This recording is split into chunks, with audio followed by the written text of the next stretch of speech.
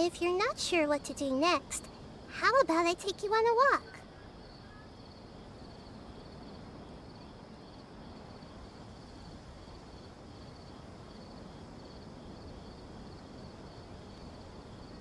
Okay.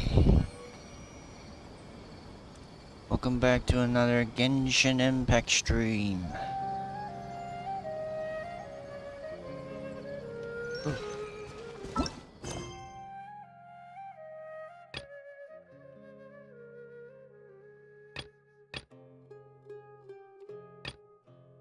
I think I should do this one first, right?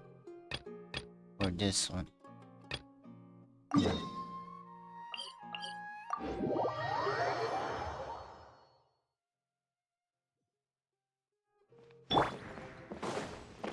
Behold!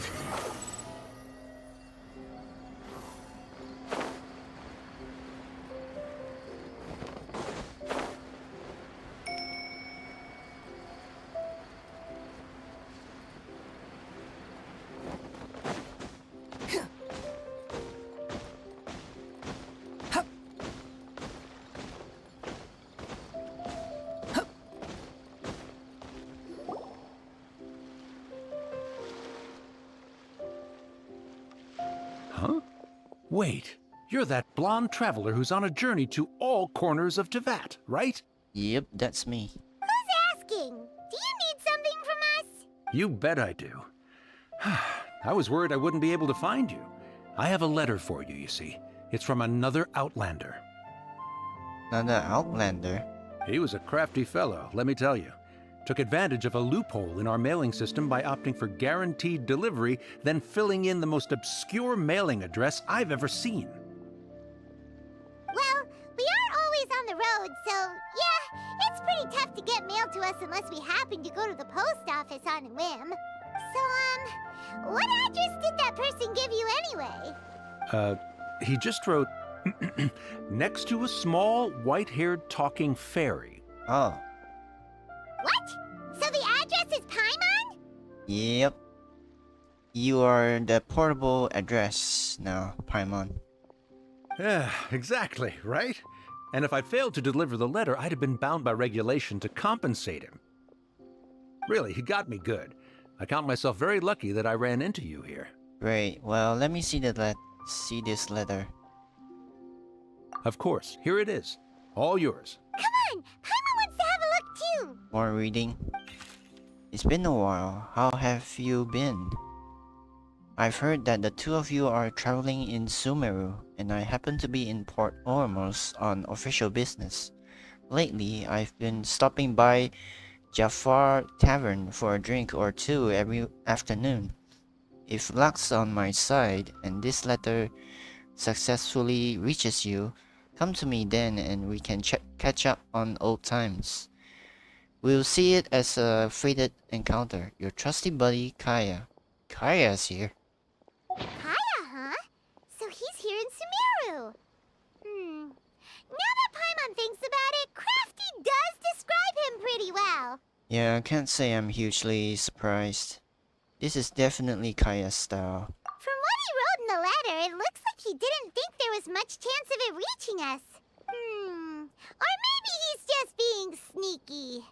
Do you think he's making this sound like a miracle of fate so that we'd have to go meet up with him? Very scheming indeed. Well, no harm done. It'll be nice to catch up with him. Yeah, you're right. It's always nice to see old friends. The letter says that he hangs out at Jafar Tavern every afternoon. Perhaps we should drop in on him then, huh? Carriber. Act 6. Wait until the following afternoon.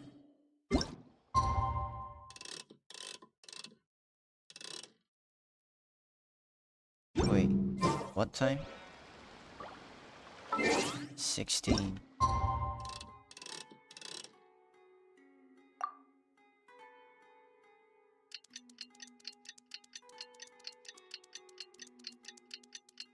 Doom da doom doom doom doom doom doom doom doom. Kaya should be at Jafar Tavern right now. Let's go.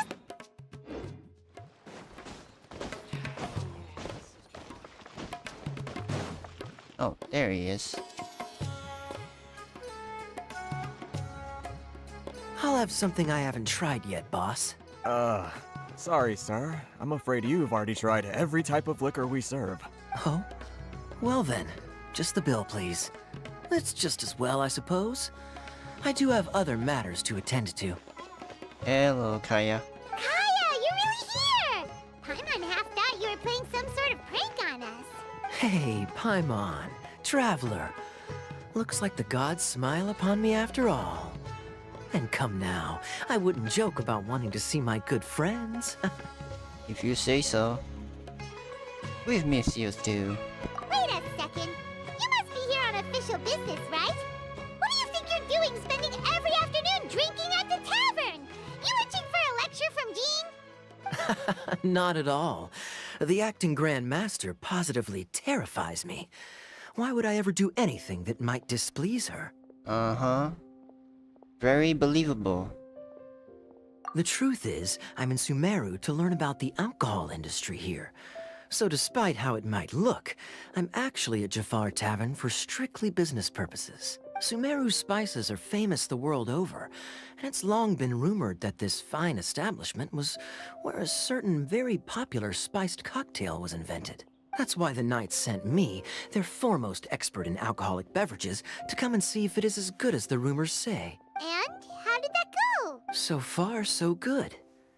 I'm already in talks with some spice merchants in Port Ormos about some potential collaboration. Yeah, that does sound like a great business opportunity. Guess Don Winery and Master D-Luke are gonna make a tidy sum from this one too, huh? Well, let's not get ahead of ourselves.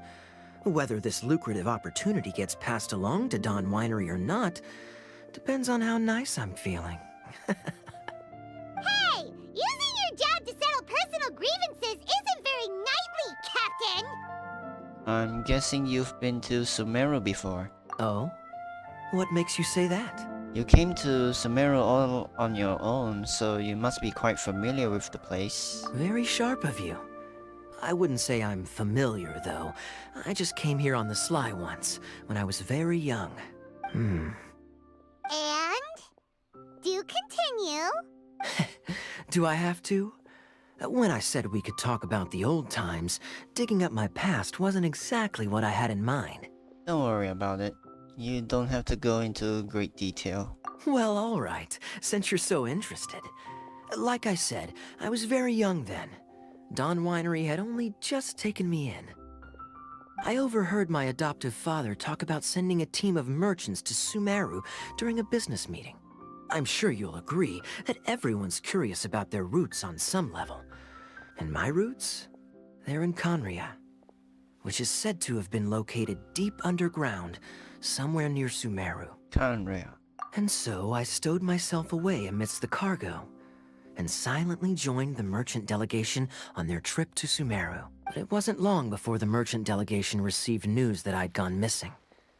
Their leader promptly found me, and before I knew it, my adoptive father was dragging me back home by the ear. It was a short-lived adventure.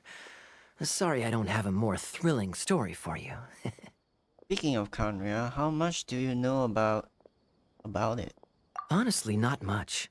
The only reason I knew that Conria was near Sumeru is because I happened to read that in a book when I was young. Oh hey, Dainsleaf. My life had less and less to do with Conria as I grew up, and so I started caring less as well. I used to believe that I had inherited some sort of duty from my father, but then I began to wonder. Maybe my father left me in the peaceful land of Mondstadt for no other reason than simply to keep me alive, as well as ensuring that I'd be safely cut off from certain things. The thought that I might be able to actually live a happy life there must have been the icing on the cake. This is obviously all speculation. Simply put, I'm afraid that I'm not particularly in the know on this topic. These days, my surname, Alberich, is probably the only link to Conria that I have left. Alberic. Kaya Alberic, huh? One death afternoon, please, boss. Oh hey, Dainsleif. You're cutting in, huh? Tell me, what do you know about the significance of that name, Alberich? Dainsleif? Ah, you've decided to join us. I was wondering how long you planned on listening in. I believe I've seen you before in Mondstadt. Dainsleif, if I'm not mistaken. So you remember me. Then we are already acquainted, Kaya Alberich, descendant of the Abyss Order's founder. Huh? The Abyss Order. What? I take it that you weren't aware of this until now, Kaya. Or you wouldn't have been so forthcoming with your surname. Oh my. That's quite a lot of baggage for a surname, isn't it? Though I must say, it does confirm an old suspicion of mine. I suppose that was why my father left me in Mondstadt after all. I'm surprised that you take me at my word without the faintest hint of skepticism. Well, perhaps what you told me just happens to answer some questions I carry in my memories. And in any case, I recognize your eyes. You're a pure-blood Conrian, aren't you? Pureblood. Very clever. Forgive me for being direct, but I sincerely hope this new knowledge doesn't change anything. If you've already let go of your ties to the past, then keep it that way. Kaya, you're not involved with the Abyss Order in any way, are you? Shut up, Paimon. Kaya doesn't even know about it. About his surname. Hey, hold on now.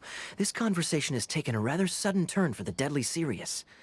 And I'm afraid that as someone from Mondstadt, I'm not accustomed to this sort of atmosphere. So what if I know my ancestry? Do I strike you as the type who would be bound by that kind of thing? Relax. I'll be just as delighted to hunt down the Abyss Order tomorrow as I have always been. I trust you, Kaya. Either way, looks like we're out of time. I've got a spice merchant to meet in a minute, so I'll leave the three of you to carry on the conversation without me. Well, alright then. You go do your thing, Kaya. See you around. And Dainsleif, no need to listen in from the sidelines next time we meet. Let me buy you a drink. You don't really trust him, do you, Dane? You're both from Conria, but you get on like oil and water. The fact is, I still do not know him well. It would be meaningless for me to jump to conclusions. But can a person truly be unaffected by their ancestry? This remains to be seen. So you said that an Alberic founded the Abyss Order. I thought my sibling was the founder. Well, I suspect that they call your sister their princess, precisely because there is a succession of sorts. Oh, so if she was the founder, she'd be the queen, right? So what do you plan to do here in Sumeru? I mean to investigate the Loom of Fate. Do you remember that name? I do not know what that means. Yeah, the Abyss Order's evil plan! We learned about that back in Mondstadt. Wait, we did? So you've got a new lead? Not new. Not exactly. My memories suffer from erosion. But while I was recovering my health recently, I suddenly remembered something. About what? Your sister. She mentioned the Loom of Fate back when we traveled together. All the way back then? So that was already a thing several centuries ago? Apparently so. I was also quite surprised when these memories tallied up. I recall that we were traveling to Sumeru when the matter was brought up. So, you're going to the place that she mentioned back then? Correct. At that time, they must have been introduced in one way or another to this concept. If I recall correctly, we were somewhere in Avidya Forest then. Well, what are we waiting for? Let's go! Maybe we'll discover some secret that's lain hidden for hundreds of years! No. Now is not the time. Are you concerned about the Abyss Order? Are we waiting for the perfect moment? No, it's just... I'm still waiting for my drink. Oh. Seriously? Okay. Finish your drink. Then we go.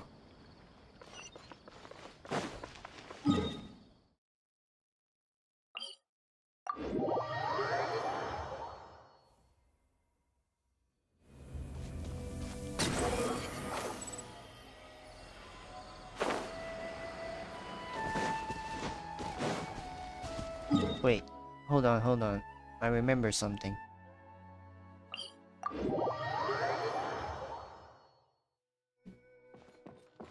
Quick, follow Squall and Fury.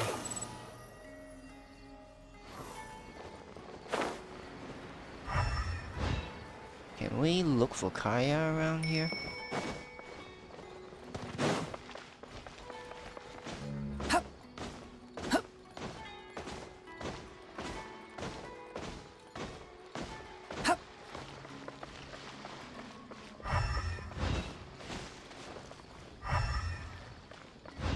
Or is it too late because I teleported away? What you see is what we do. Everyone should check out Sumeru Theater.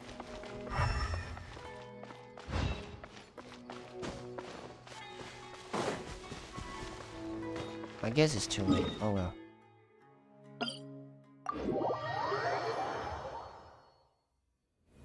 The wind rises.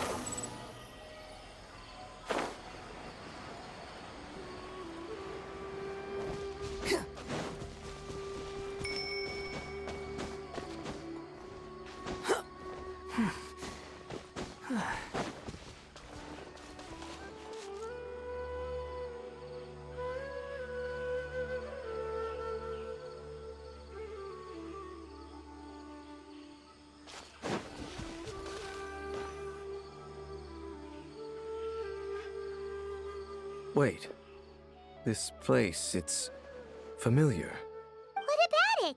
It looks pretty normal to Paimon. Was it like this hundreds of years ago too? Yes. The forest has barely changed from how I remember it. There is very little human activity here after all. Let's search the area and see what we can find. Is this a field? It must belong to whoever owns that house over there. But it looks like it's been abandoned for a long time. You could be forgiven for thinking nothing was ever grown here. Or, wait, maybe nothing ever was grown here. It's an extinguished bonfire. Forest rangers, perhaps? Looks like it's been ages since it was last lit. And clearly they put it out carefully to prevent a forest fire, too. That's responsible. Nothing else stands out in this area. All that's left is that building. Come on. Wait, we're just gonna go barging in? What if someone's home? Unlikely. There are no signs of life in this area. We should be able to enter without incident. If you say so. Well, you lead the way then, Dane.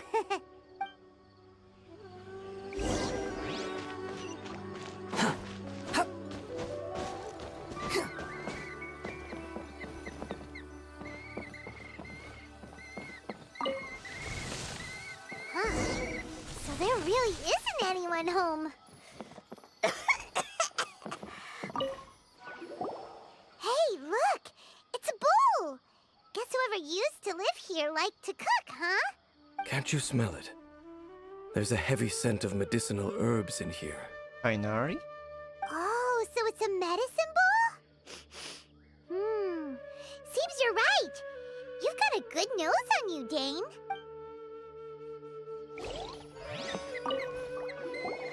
There's a box over here. Why don't we open it? And by we, Paimon means you. Paimon's just scared that whatever's inside might bite her fingertips off. What in the world is going through your head? You sure are going places with your paranoia. Huh? This is a mirror. It's broken too. Was this a makeup box? It's just a regular mirror. That's kinda disappointing. Paimon was hoping we'd uncover some super big secret, especially after Dane talked this place up.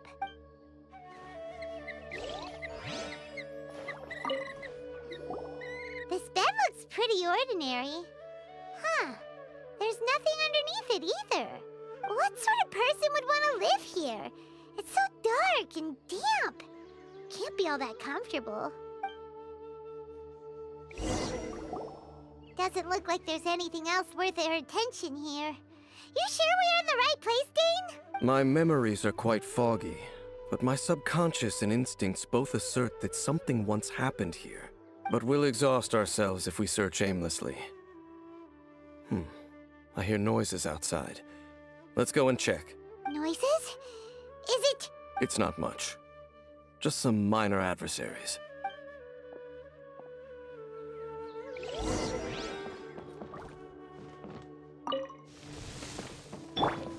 Monsters?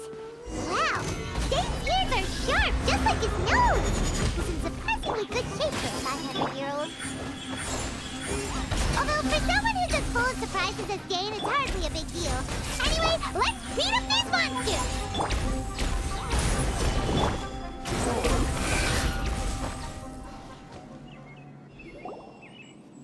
I doubt that the appearance of those monsters was wholly random. There must be something nearby that attracted them. A ley line anomaly, perhaps. But it seems to be more than that. Okay. I'll go slightly further out to investigate any issues with the nearby ley lines. I might be a while. You should wait for me here. What? You're going alone? You better not be trying to keep some secret from us. Your suspicions are as banal as they are unwarranted. I merely think that this house should remain the focus of our investigation, and as such, someone ought to stay here and keep an eye on it. Not to mention that if even forest rangers are capable of investigating ley lines, I will be more than able to handle it alone. Fair enough.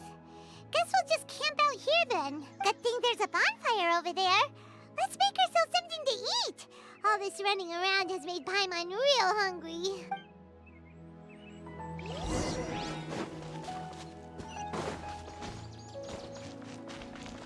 Light the bonfire.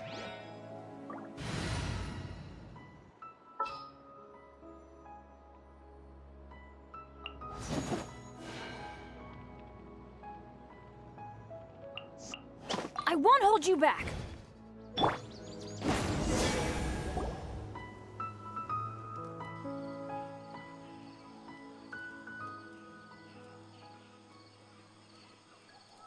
Your cooking is as good as ever. Even if there was no other reason, the food alone would be enough for Paimon to stick with you. Well, freeloading comes more naturally to you than most. Changing the subject, Dane's taking forever. He said that there might be an issue with the nearby ley lines. How bad do you think it could be? We came together, but now it's back to just being the two of us again. You know, now that Paimon mentions it, we really have spent lots and lots of time together, haven't we? So don't take this the wrong way or anything, but, do you ever get tired of Paimon being around? Yes, all the time. All the time, Paimon. Not really. You are better than nothing, I guess. Okay, fine. Paimon should have known you weren't gonna say anything nice. So, next question. Don't know if it's okay to ask this, but Paimon's curious. What was it like traveling with your sister? The stars? We gaze at the stars just like this, and we point at the planets we wanted to visit. Wow. We traveled through the universe, always by each other's side. We saw all manner of hope and despair. This is the first time we've ever been separated. If nothing else, I just want to know what happened. Yeah. Paimon understands. Being separated without even knowing the reason why, it's just terrible. But we'll find the truth together. Sure as Paimon's your guide. Just you wait, heavenly principles. And you too, Teyvat. Huh. Just you wait, heavenly principles, and you too, Teyvat. You know what? We've talked too long about this sad stuff. Let's talk about something happy instead, because if you're sad, Paimon will be too. Don't worry about it, Paimon. Thank you. Alright. It's getting dark, so why don't you rest? Paimon will take first watch. Don't worry, no monster's gonna come and eat you up. Well, that's a first, Paimon. Not going to bed before me. Oh, come on! Don't say that! Paimon just wants to look after you for once. Alright. Good night then, Paimon. Nighty-night. Go on, shoo! Off to sleep! Memories of your sibling fill your mind as you fall soundly asleep. Dreams. Hey, time to wake up. The sun has risen. Oh, hey, Dane. What a deep sleeper. You do know that we need to... Tear stains. You dreamed of your sibling last night, didn't you? All right. Rest here a bit longer then. I'll head into the forest to investigate.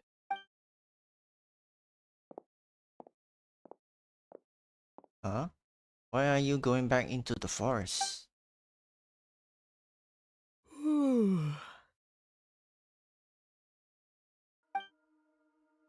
How did I sleep till morning? Why didn't Paimon wake me up to switch shifts? Hang on a moment, where is Paimon anyway? I vaguely remember Dane coming over. Did Paimon go into the woods with him, seeing how I hadn't woken up yet? Whatever the case, looks like it's just me here for now. Guess it's time to stretch my limbs and have a look around. Wait, did that noise come from inside the house? Paimon, is that you? No reply. I should go inside and check. Star-crossed night.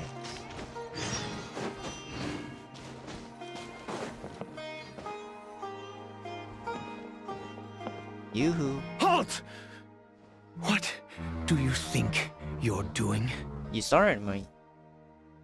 You startled me. This place is not whatever you think it is. Nor should you be poking your nose into my business. Begone! Wait. You don't look Sumerian.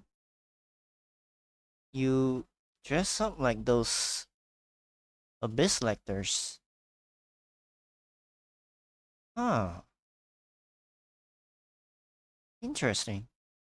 Whoa, just calm down. I'm only here to look for my traveling companion. Your travel companion? You mean the one that was keeping watch by your side last night? Your companion departed for the forest early this morning. That much I saw with my own eyes. I thought so. Still, I don't know if I can trust this person's word just yet. So you mean to say that you were nearby last night?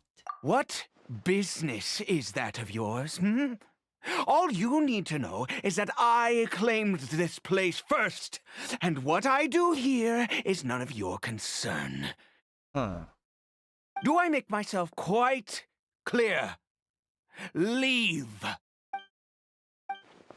There's something strange about this person. I need to find out what he's hiding. Well, what are you waiting for? I don't think I'll have much luck trying to find my companion in the woods. I think I'm better off waiting here for them to come back. If you must, suit yourself. Wait. His pupils are stars. What the...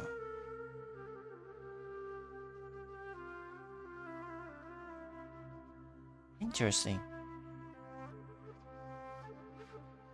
Was Dane's pupils also stars or different? I'm not sure.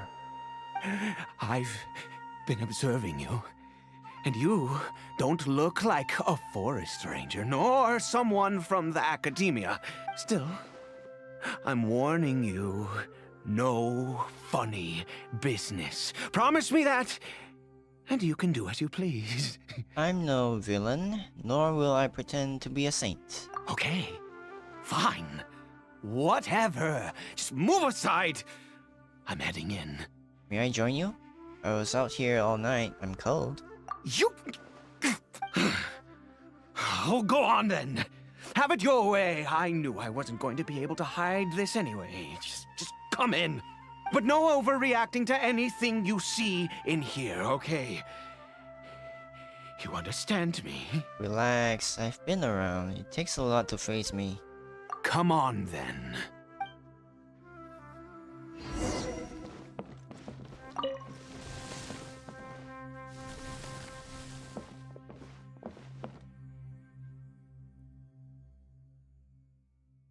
Hilichurl. Why do you keep a Hilichurl at home? Mind your own business. And don't worry, he isn't aggressive. How could he be? He was too young for anything like that. Too young. So don't you lay a finger on him. Just find yourself a corner to rest if you're tired or cold. You are from Conria, aren't you? Huh? You know Conria? Who are you, exactly? And how do you know I'm from Conria? I'm just a traveler. I've met others from Conria. Your clothes and your eyes. They're crystal pupils. Do you worship a god, traveler?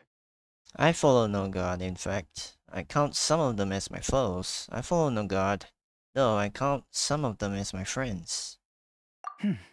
Sounds like you've had an eventful life. All right, well, my name is Ida, and you are correct. I was once Conrian. I apologize for my earlier hostility, but you must understand, as far as I'm concerned, humans who do not worship the Seven are nigh extinct, and all who place faith in the gods are my enemies. That sounds a little too black and white, spoken like a true Conrian. That may be. But the fact is that chances to talk to people like yourself have been few and far between since the cataclysm. This wretched curse of immortality. Who knows how long I must continue to suffer like this? What is the curse of immortality exactly? I take it that's how you've survived for so long? The curse? It was a little gift given to the people of Conria by those vile gods. We lost our home, our loved ones, everything. The agony of the cataclysm itself was already too much to bear, but then came the curse, robbing us any chance of release. All we can do is watch helplessly as our souls erode and our bodies decay. Are you sure though? So Ida is just like Dane, someone who bears the curse of immortality. So why did some people turn into Hilichurls while you were afflicted by this curse instead? Because although Conria began with a single bloodline, it was a home to others too. Any who forsook their gods and came to Conria were welcomed as our fellow citizens. Oh, so it's a nation that for people who chose not to follow the seven Archons. Okay, I get it. When the cataclysm came, we pure-blood Conrians were declared the greater sinners. Upon us the gods placed the curse of immortality. But those whose ancestry belonged to the domains of other gods were punished with the curse of the wilderness as they fled, turning them into monsters. So who is this Hilichurl to you? He is Kari Bear, my illegitimate son. How times have changed. I can say that out loud with no consequence now, but it was once a matter of unspeakable shame. Unspeakable shame? Why is that? I was a noble of Conria, by blood, but I resented the life that my family had arranged for me. And then, one day, I met a beautiful woman amongst the people. Her roots were in Mondstadt, but that mattered not to me. It was love at first sight. Kari Bear faced great hardship from the very moment of his birth. All due to my selfish desires, and I was never able to be there by his side for any of it. After all that, he turned into a hilichurl right before my very eyes. Interesting. I always owed him much, and now at least I can finally be close to him. What happened to his mother? She was. Also turned into a hilichurl? We were separated. I do not wish to dwell on it. I'm sorry. I know this must cause you great pain. It could be worse. I suffer the pain of loss because I once had everything I could wish for. And now that I have lost almost everything, the little that remains I see with new clarity. If nothing else, at least I still have Kari Bear. What do you plan to do now? What were you planning to do around here? Yes, that reminds me. I only returned here to check on Kari Bear, but I do have other things I wish to do. You may come with me, if you're so inclined.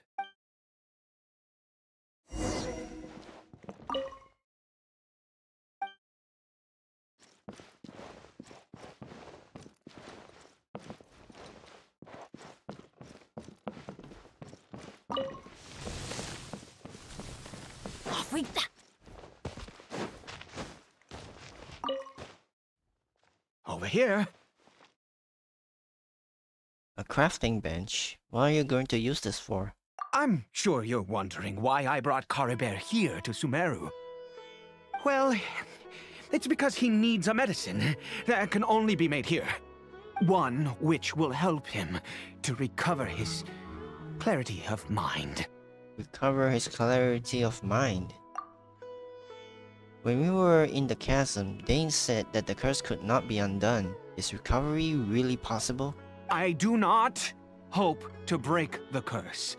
I am well aware of my powerlessness against the punishment of the gods. But it is said that this medicine is imbued with the power of Sumeru's god of wisdom and can awaken the mind from a state of deep stupor. It has been used in the past to treat cases of mania. I believe that it might just work. Where did you hear of this? I read about it in a book. From the Royal Library of Conria. It was banned. I mean, since this medicine requires the power of the Seven to work. Okay, why are you sounding crazy there? In my youth, I disliked the life of nobility and craved excitement. I was leafing through some forbidden text and happened upon it. You know, there must have been a reason it was banned. What other choice do I have? What exactly would you have me do? The gods have already punished us. What does one more sin matter now? Alright, don't get too worked up. I understand, no matter what, you have to try. Never mind. As long as you understand. I'm sorry. I struggle to take control of my mood sometimes. Perhaps a consequence of having lived too long. As it happens, I am in dire need of some help to make this medicine. My hands don't have the dexterity they once did.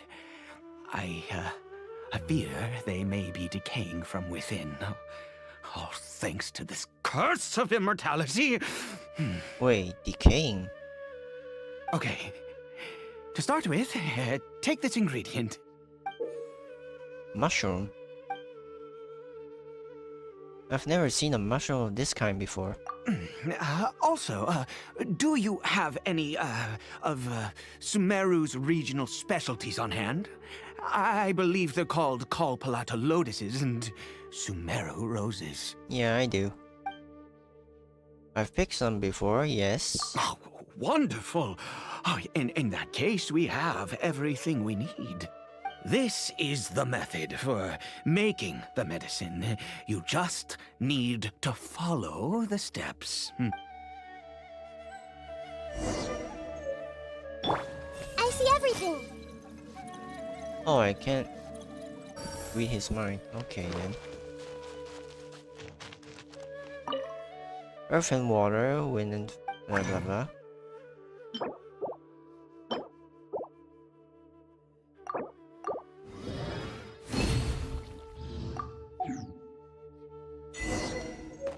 The sickness until near death. Is it done? Oh, splendid! Let me see. In all honesty, I do not know what the end product is supposed to look like. The banned book didn't feature any illustrations. Well, the moment has finally arrived. Curses. Excuse me? Is it time to give Caribert the medicine? No! We need to perform one final step to complete the medicine. Let me guess. A test subject. I said before that this medicine relies on the power of the God of Wisdom for its restorative effects. Oh, if you're talking about Nahida, I have her on my team. Which means we must pay a visit to a statue of the Seven. I understand your reluctance. Since he needs the God of Wisdom's power, should I get Nahida to help? Forget it. Aide hates the gods. It could complicate things. I'll just do it his way. Let's go. Bring the medicine with you.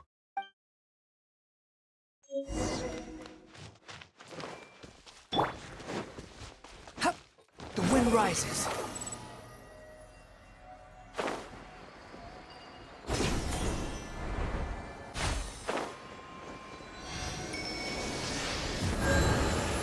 Look at this statue.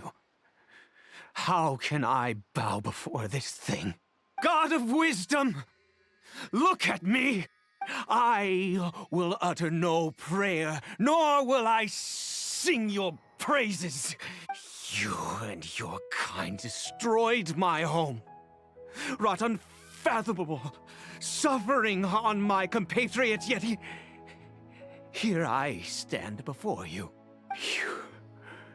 You cannot mock me more than fate itself already has. God of Wisdom, I seek not to disavow myself of the sinful blood that flows through my veins. I wish only to beseech you to have pity upon a young and unfortunate soul, my son, Caribert. He was turned into a monster before he had the chance to witness anything beautiful in this world. This is no fate for a child. If everything the gods have done was in order to have the impious people of Conria bow their heads, then I bow to you now. I have given up all I ever stood for. All I ask is for a tiny miracle. For Caribert to see this world once more. Please, God, I beg of you. I may not know the whole truth behind the catalysm, but the people of Khaenri'ah have truly suffered. Why could Khaenri'ah and the Seven not coexist in peace? I have made quite enough of a fool of myself for one day. Let's go. Things will get better.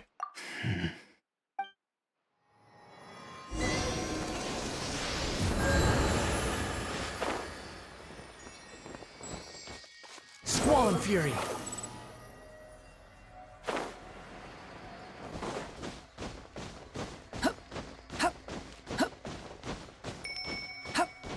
Behold!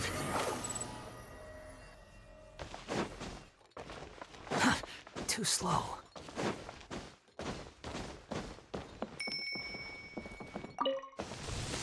Oh yeah, can Everyone I... hold hands.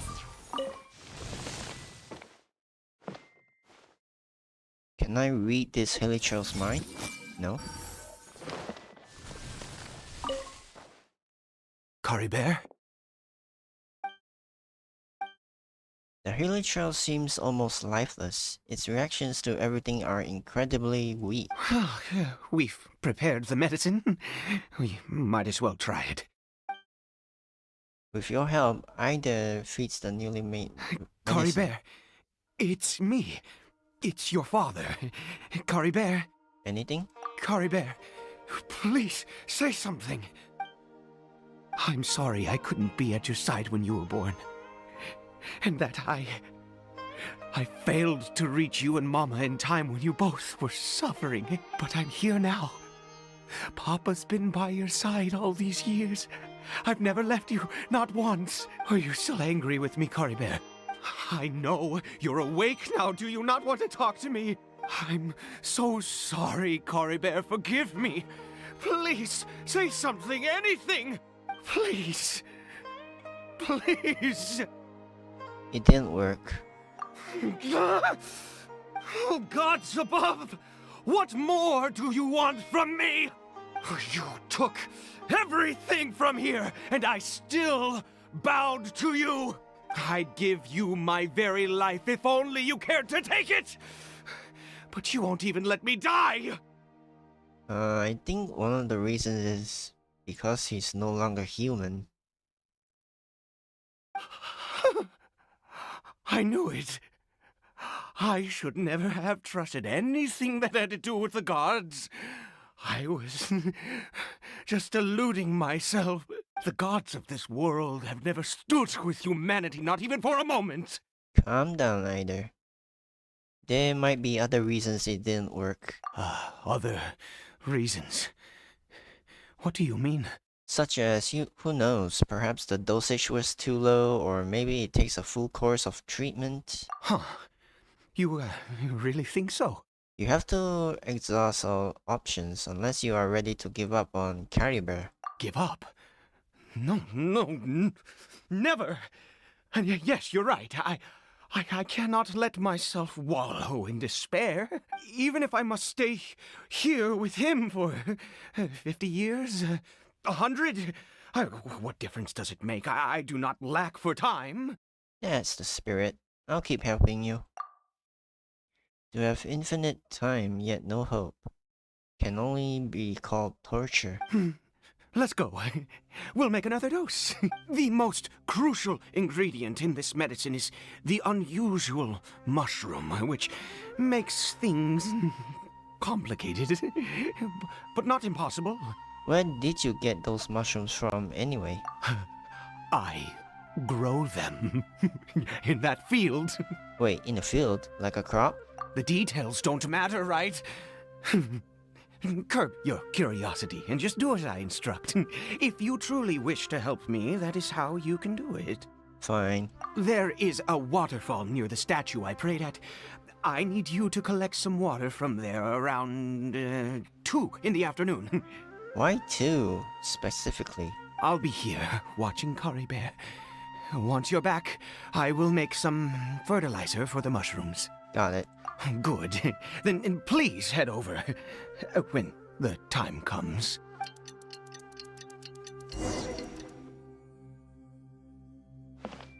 see everything.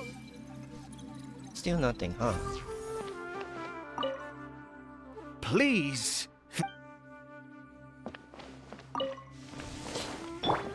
Squall Fury.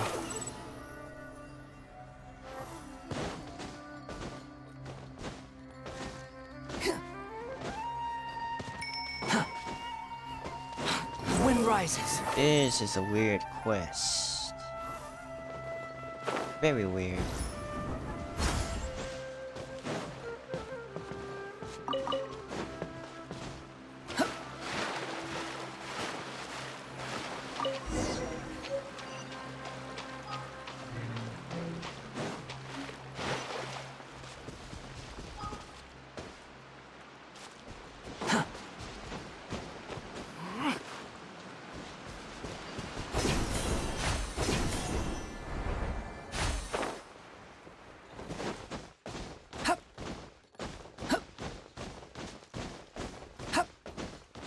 Squall Fury.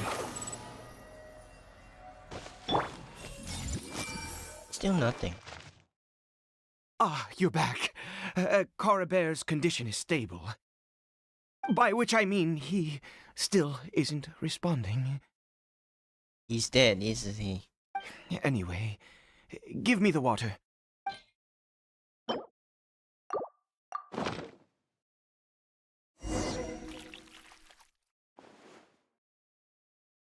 I need you to stand guard here for a while.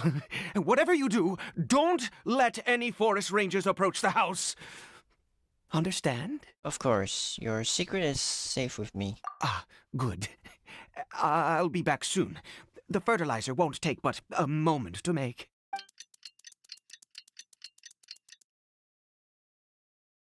Oh, monsters, and so many of them. It looks like they are coming from this field. Does watering the field somehow attract monsters? Better fend them off.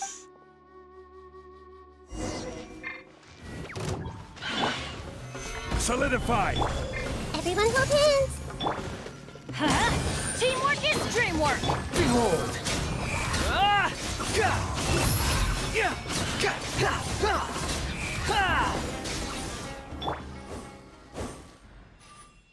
What happened? Was it monsters? Yep.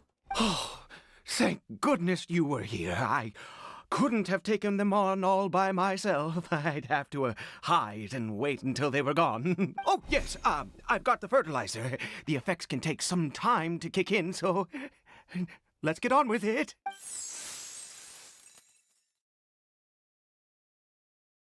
Next, we pick the mushrooms and repeat the same steps as before to make another dose. I trust you still remember the method.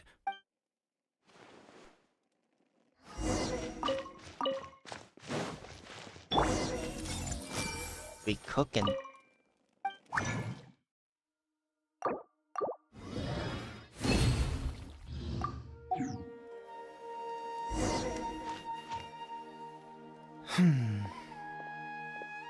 The medicine's ready. Hey, stop daydreaming. Oh, sorry. I just, after resting in this field for a while, my thoughts began to wander. I have been so very wary for many years. If only I could fall asleep here in this field and never wake up again. But though the curse denies you even this, you still have Caliber. I do indeed. That's why it was just a fleeting thought. Thank you for your help once again. Now, for the final step. Back to the Statue of the Seven. Again, huh?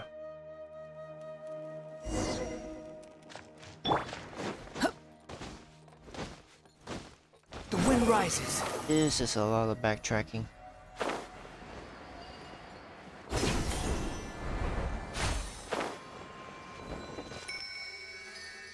We're here. Let's begin. Wait a moment. Hey, what was that? Coribear! What? He left the house? Oh no! He must have left while we were too busy preparing the medicine to notice.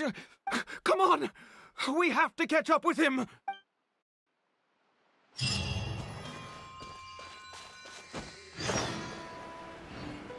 Follow the hilichurl.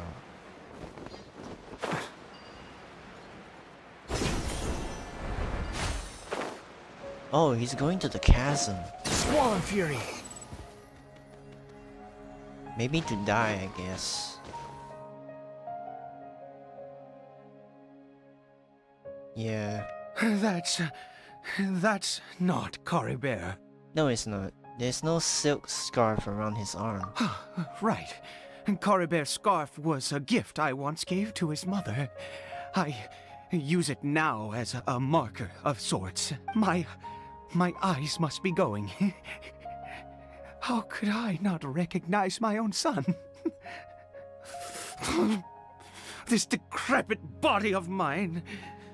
Still, this hilichurl, there's something strange about it. Ah, yes. It doesn't seem interested in us in the least. It seems intent on walking in that direction.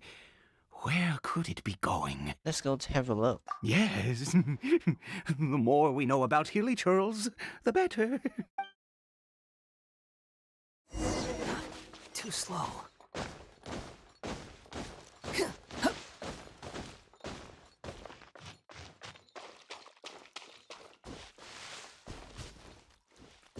Uh-oh. This looks like a... Did it go in here? Well, let's head in.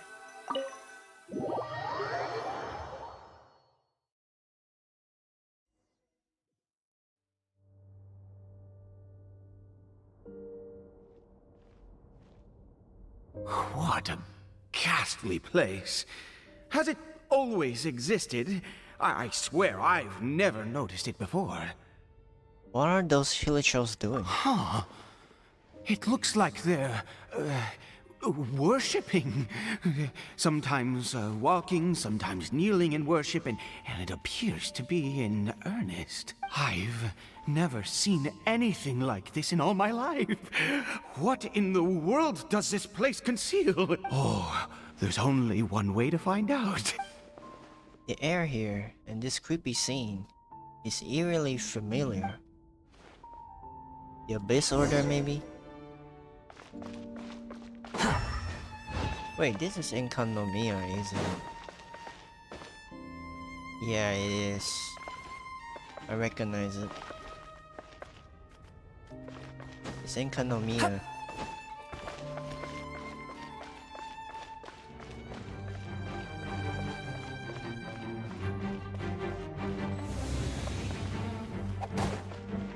Whoa, whoa, whoa.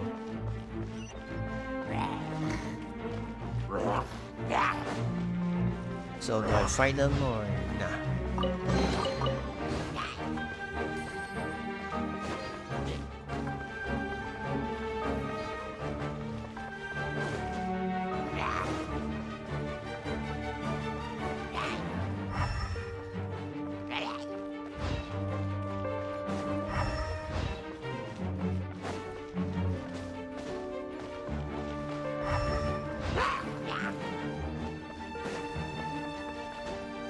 Yeah, this is Enkanomiya.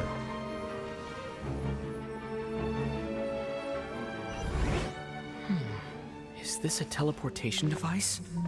What energy is powering it?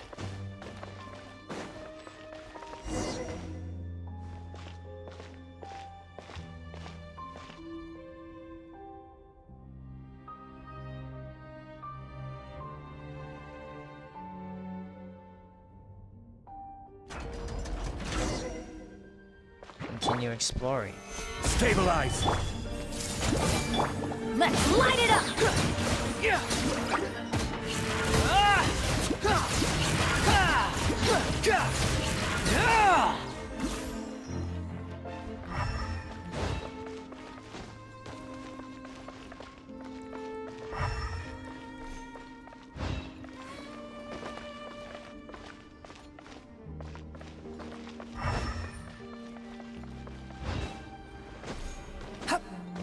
rises.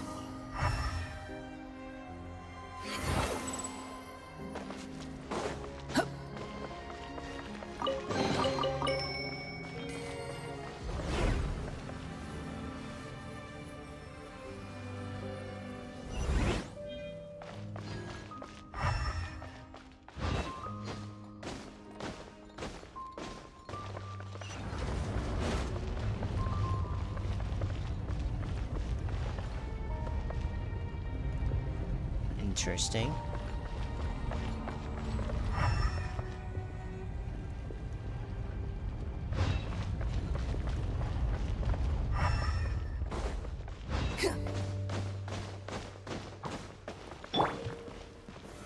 Solidify! I will have order! Committed to memory. Swan Fury!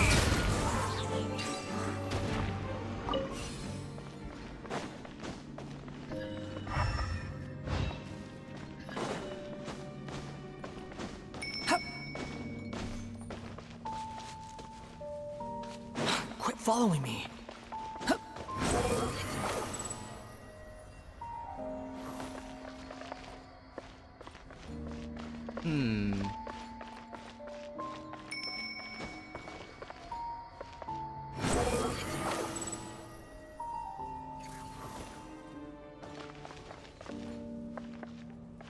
Wait, where am I supposed to go?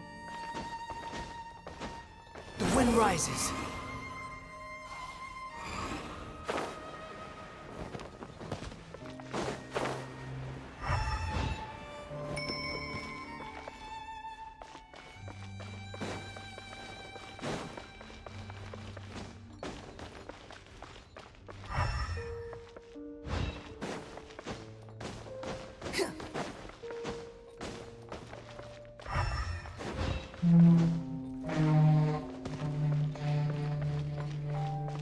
I guess I need to go through here.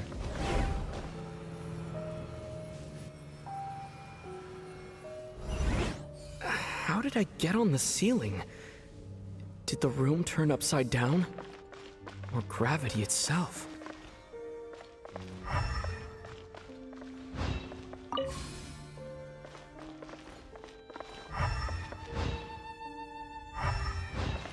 Interesting.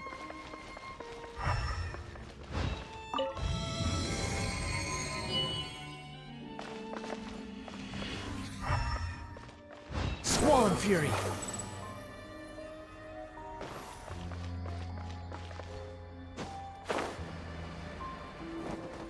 It seems like I need to find a place to insert the rune.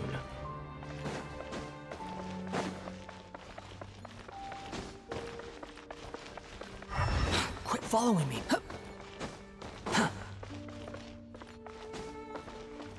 Quit following me.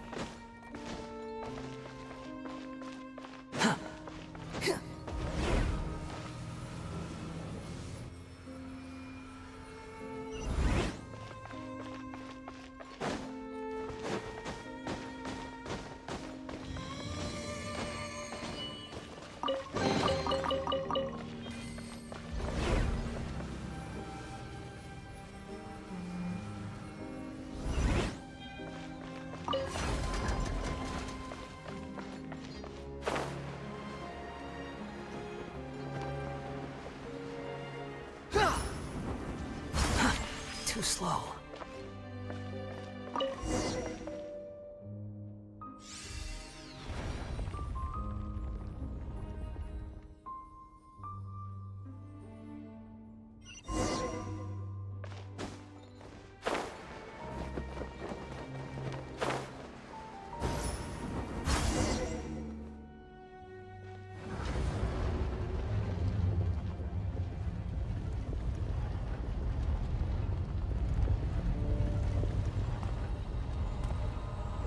Oh, Abyss Hero.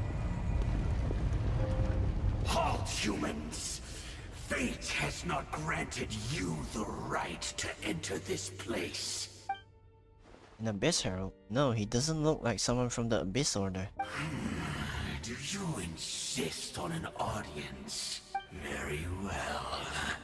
Then I grant you the trial of destiny.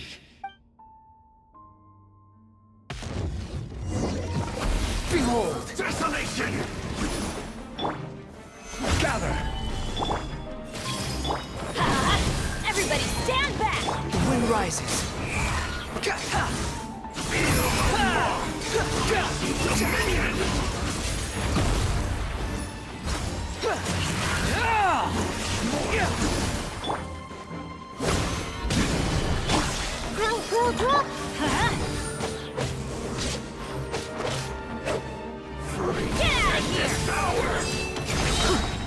Teamwork is dreamwork! Desolation! Rise! Conquers all! Adventures, yeah! Let's light it up!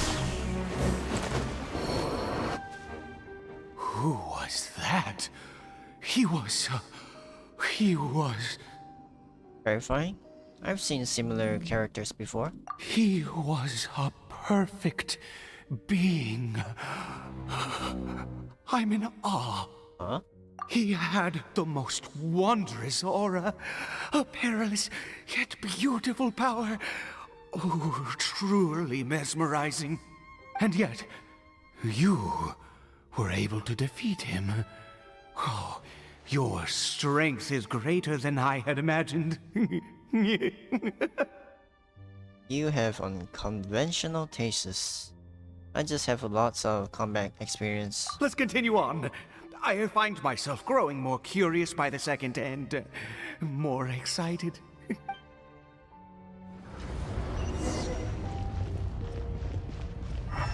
He's going to join the Abyss Order, isn't he?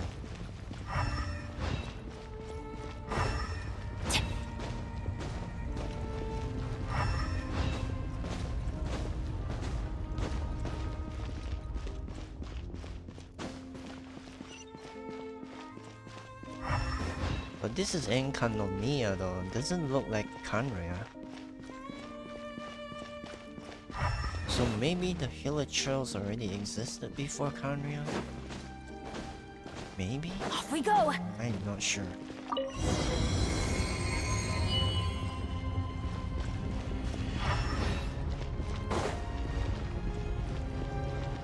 Oh, that doesn't look good. I think we've made it to the end. What is that thing? Wrapped in chains, hanging in mid-air, emanating a sinister aura. There's no mistaking it. It's just like the defiled statue. The venti one, yeah. So it does have something to do with the Abyss Order, and these worshipping Hilichurls remind me a little too much of the Grand Thief. Sacrifices, maybe? Ada, this place is bad news. We've got to go. Uh-oh. Oh, dear creature. Why do you bow down? For fear of the unknown? Or for a power that you covet? Whose voice is that? It must be coming from right inside my head. Can't Ida hear it? Oh, dear creature. Why do you bow down? For I am no god. I am but a sinner. A sinner? You are like a flower, born in sin, yet pure, spotless. I know your fate well. You need no longer hold back your resentment, nor accept the countless lies. Go forth, become a transcendent one. Rise beyond the fate bestowed upon you. And I shall shed a tear at the end of time, as I gaze back upon your life. Who in the world are you?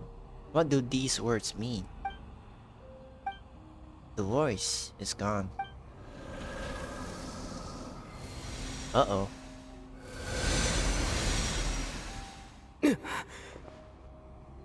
Ida? What just happened?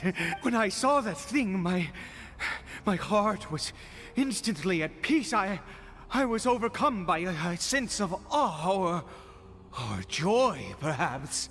Are you alright now? I am. I feel good. In fact, I feel better than I did before I came in here. How peculiar. Something's not right about this place. We need to get out of here. Oh, is that so? All right. As you wish.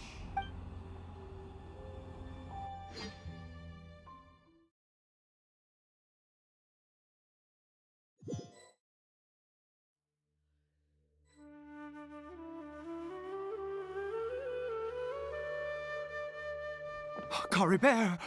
Oh, thank goodness! He's still okay. Don't we still need to go to the Statue of the Seven? Why are we back here? I have a strange feeling that what just happened was meant to be. For this to happen, right at the moment when I was dreading worshipping at a Statue of the Seven, it's as if fate was calling to me. You say that I bowed before that thing, so perhaps it might be just as effective. That sounds like a ridiculous idea, but if you insist. I have to try. No matter what, you said it yourself. I have to exhaust all options. Another dose of medicine is administered to the villager. Caribert?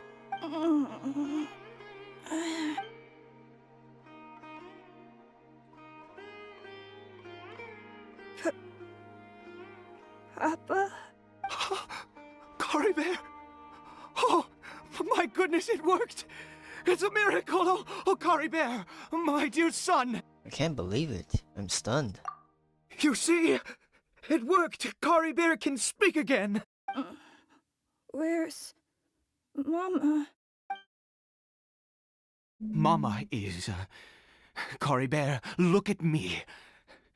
Do you know who I am? Of course. Your Papa. Yes! Salvation! Sweet salvation! Yes, yes! This is what this feeling is. How do you feel, Caribert? Are you fully awake now? Yes. It feels like I just woke up from a long, long sleep. I dreamed that I was hiding in a little room. I didn't dare go out the whole time, and I didn't want to either. Wait. My body! What happened to me? Is this me? Uh-oh. Mental breakdown. Papa? What's happened to me? Don't panic, son. It's just... While you were sleeping, we went into a fairy tale world. There's no more Conry here. No more home. But, do you know what that means? No more red sky. No more end of the world. In this world, you have to be a little monster, but you get to stay with Papa forever. I don't think he's going to take that... well. Am I dead? No, of course not. Look, Caribert, you still have Mama's scarf on your arm. That means she's watching over you, protecting you. So how could you be dead? Really? Yes, really. You've only just woken up, and this must all be very confusing for you. Just rest here for now. Things will get better. Oh, and, you have to promise me something. Never take off your mask. Uh-oh. Understand? Whatever happens, you mustn't take it off. Okay, Papa. I won't. I promise. Not since that day have I been so glad as I am now. I can't believe this is really happening. It's unbelievable. I knew that placing my hope in the Seven was a waste of time. I even worshipped at one of their statues like a common fool. Never before have I humiliated myself like that. Once a murderer, always a murderer. I was naive to think that the gods who conspired against us would ever offer redemption. But the god we saw in that cave, now that was a truly mighty god. Nothing like one of the Seven. That wondrous power, it was truly enchanting. Surely that must have been the reason I bowed down. Now then, after one beseeches a god, and the god responds by answering their prayers, should they, do something to show their devotion? Piety is hardly my area of expertise. But surely I should honor the god that has honored my wishes. But Ida, that wasn't a god. That was a sinner. A sinner? Oh, don't be absurd. You don't know a single thing about him. How dare you utter such blasphemy? You and I have both witnessed his divine power. When has the Seven worked a miracle like this before? Never! He is a god, mightier than they, and yet you would call him a sinner. Oh, preposterous! No matter. Believe what you will. You cannot shake my faith. I am going to pay my respects with or without you. Fine, go ahead. Ida's experience has deeply affected him. Not that he was particularly stable to begin with, but this religious fervor is something else.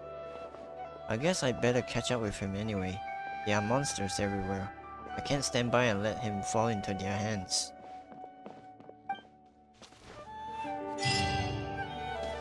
Far side of fate.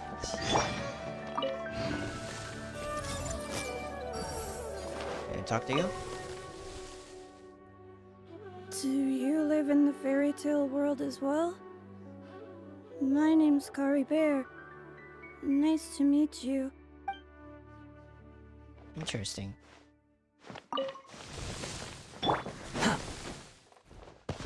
Behold!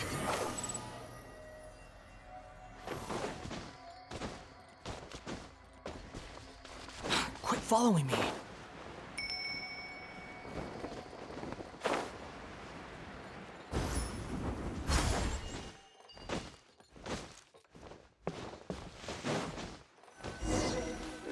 You're dead! Ow.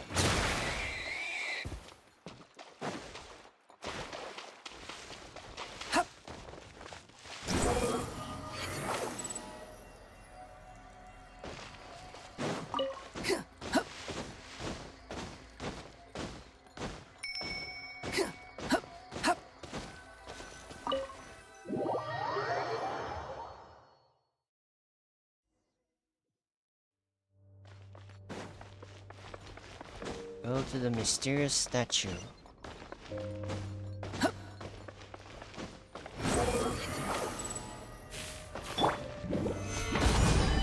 This is order.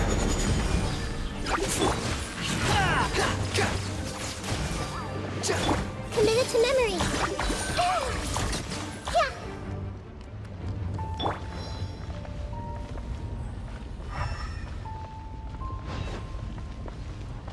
Squall and Fury.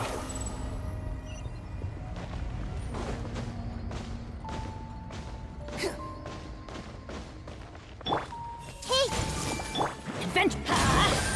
Behold! Upon the gale.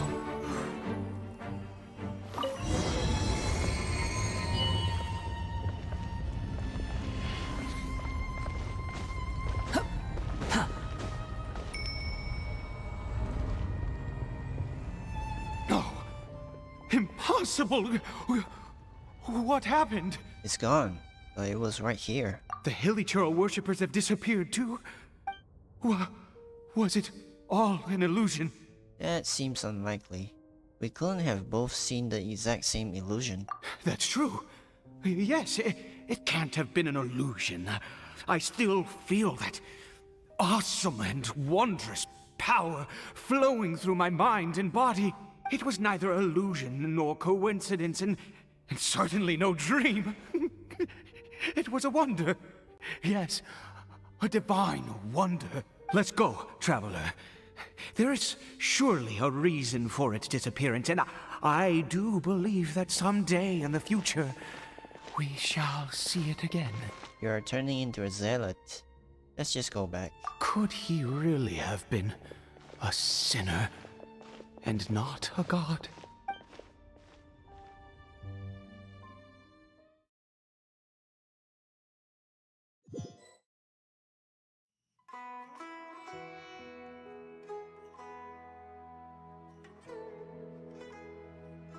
Cory Bear?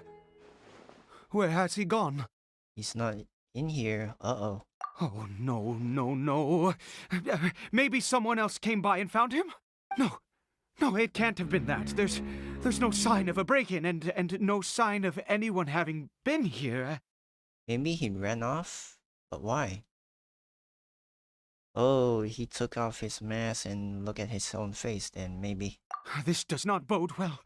What if he's spotted by a forest ranger or an adventurer in his current state? Then we have to find him first. There's no time to lose. Wait a minute. This isn't how we left it.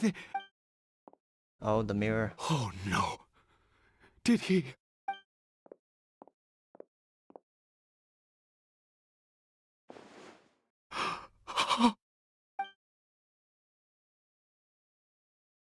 The mirror! It's broken! But hasn't the mirror been broken this whole time? What does the broken mirror mean? He must have taken his mask off and seen what he looks like beneath it. If he'd just done as he was told! We have to find him. Wait, did we time travel back to the past?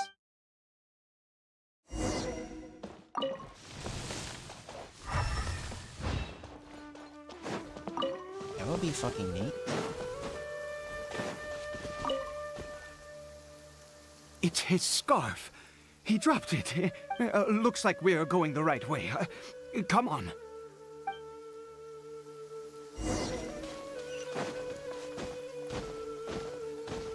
Cory Bear! Cory Bear! Where are you?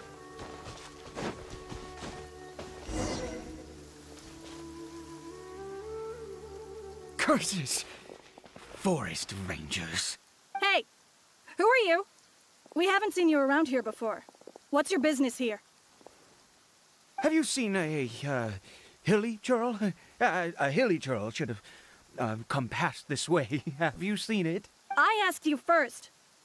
Don't make this more difficult than it needs to be. I said, have you seen a hilly churl? Hey there. Hey, whoa. Look, sir, there's no need to get so worked up. There are hilly churls everywhere. What's the big deal? We see plenty of them out here. Exactly. Matter of fact, we just took out a few of them back there. Those dumb boneheads. You forest ranger scum! You spawn of the seven are all the same. I'll have your heads if you so much as laid a finger on Cory Bear. You're raving mad! You've got some gall coming here to our nation insulting the forest rangers! Curse you all, forest rangers! Stop it, Ida. Stop, or the forest rangers and I will have to make you.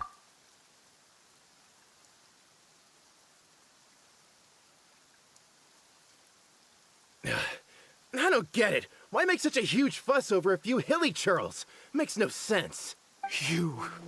He'd only just regained his mind. How could you do this to him? So tell me, forest rangers, did you really spare none of them? Did you really take out every last hilly churl you saw? Jeez, you're really not gonna let this go. Fine, you weirdo. If you must know, I happened to cross paths with a solitary hilly churl when I left the team to, use the toilet. I was frightened at first, but it didn't seem to have any interest in me at all. It was just bumbling along in that direction, so I left it alone. There's still hope. That could well have been Caribou. Yes! Wonderful! Wonderful! Let's go! We have to find him! Wait, you're leaving? Not even a thanks for the info, goodbye?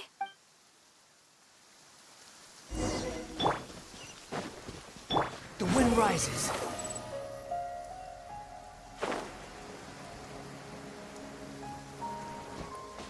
Quit following me.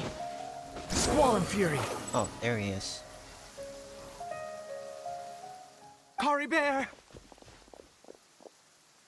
We found him. Cory Bear, stop! It's me! It's Papa! Whatever you saw, it was all a trick. An illusion. I told you, we're in a fairy tale world now. Nothing here is real. Please, Cory Bear, come back. It's time to go back. Cory Bear? He's not responding. He's relapsed. How could this happen? He regained his mind. He must be able to hear me. Surely. Come, Cory Bear. We have to go home now. Papa's here to take you home, all right?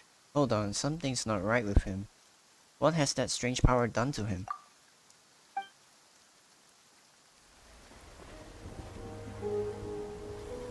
Oh, he's morbid. Papa! Cory Bear, Papa, I can't take it. please, Cory Bear. It's my fault. I'm so sorry. If only I'd known. It's all too much. Papa!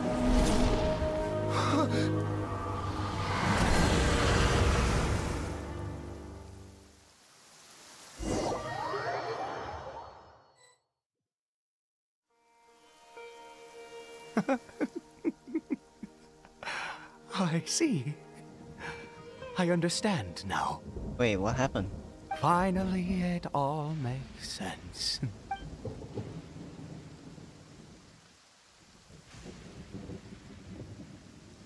What happened? Did I faint?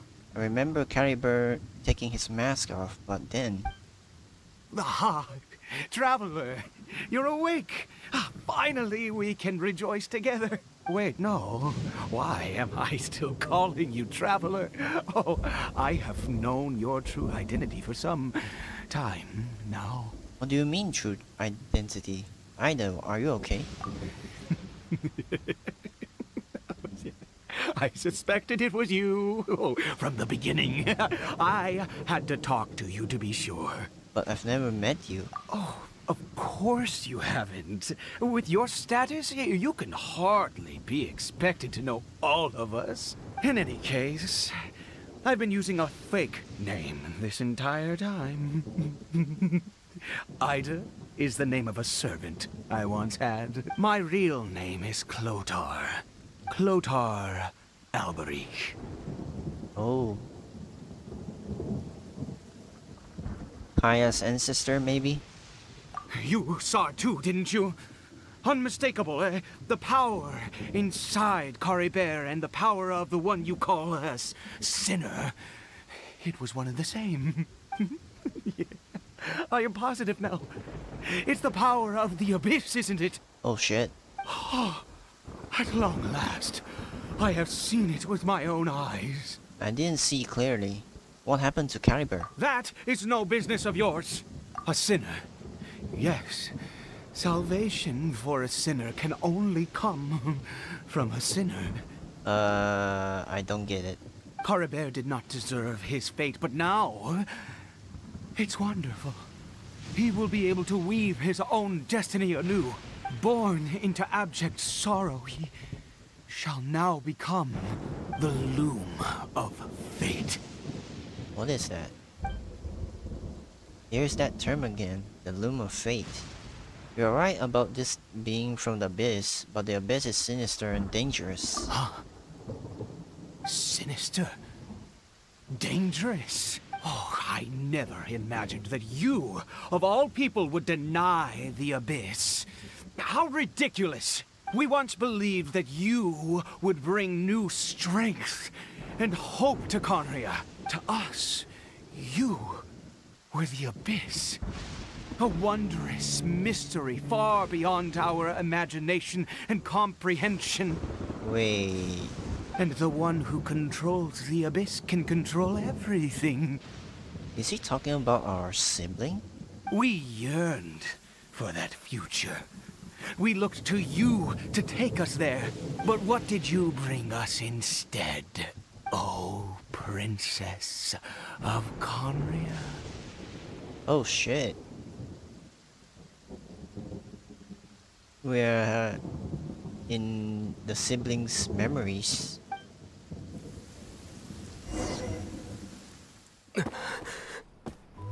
Why did he just call me?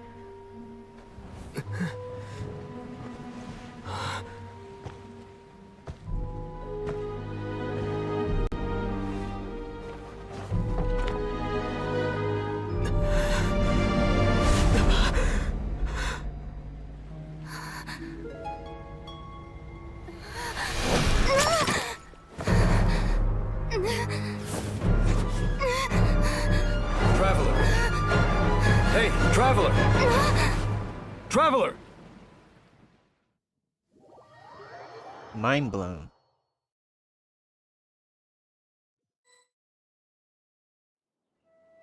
You're awake! Oh, thank goodness you're awake! Paimon was worried sick! Traveler? Traveler? What happened while you were unconscious? I checked the ley lines nearby. It appears that the Abyss tampered with them, and they've been in turmoil ever since. Information and memories flow within the ley lines. What did you witness? The founder of the Abyss Order, Alberic. What happened to him? You mean Clotar Alberic? After founding the Abyss Order, his faith in the Abyss led him to do a great many things. But the curse of immortality continued to torment his body and mind. And in the end, neither his faith nor the Abyss he worshipped could save him. After 100 years, he lost his mind completely and was never seen again. Yet his dark legacy lived on. The defiled statue that we encountered previously was just one perverse product of his use of abyssal power during his life. And despite that, my sister ultimately sided with him, didn't she? You could say that. She wouldn't be the Abyss Order's princess otherwise. Are you alright? You have a troubled look on your face. What happened? I have a story to tell you.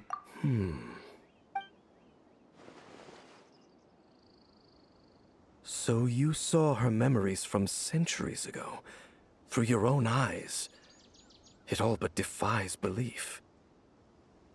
Still, as I'd suspected, the notion of the Loom of Fate did indeed rear its head during that time, and it seems closely connected to Clotar Alberic's son, Caribert, and what happened to him. And yet your sister never breathed a word of this incident to me.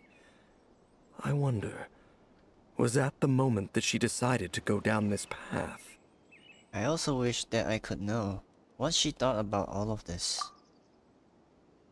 But one thing is clear, this was not a happy memory. Indeed. Clearly, this series of events sparked a long period of deep contemplation. This was where it all began. Yes, oh, I almost forgot. There's something I need to check. What is it? I need to know what lies buried in this field. The field? What does that have to do with anything? You mean here? Well, let's start digging and see.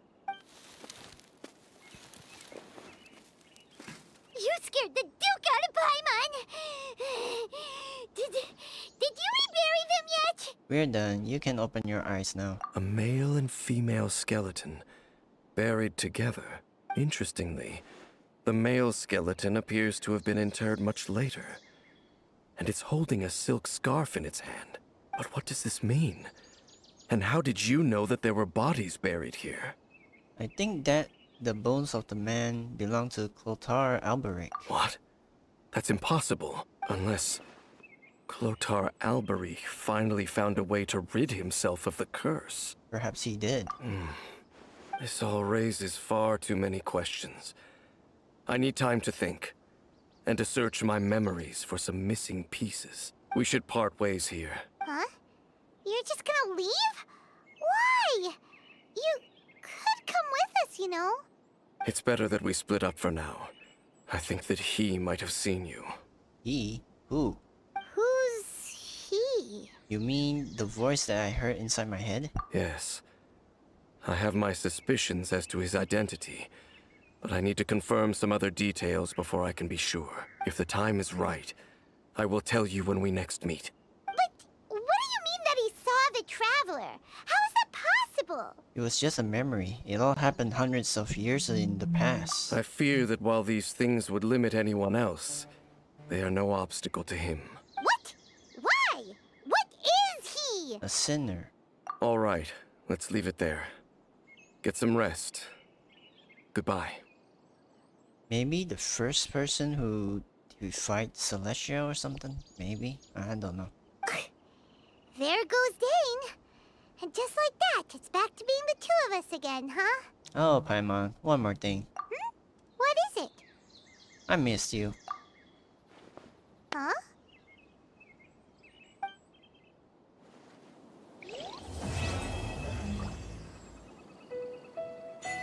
It's a big lore dump.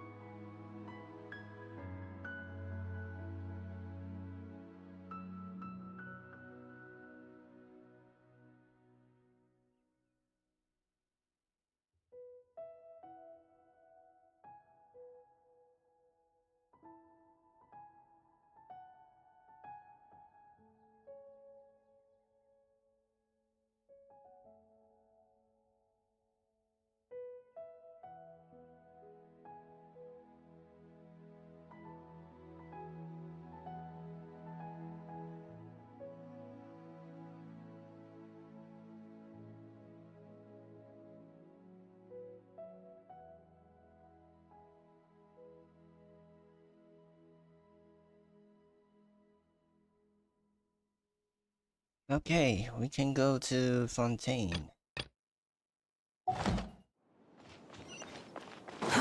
Too slow.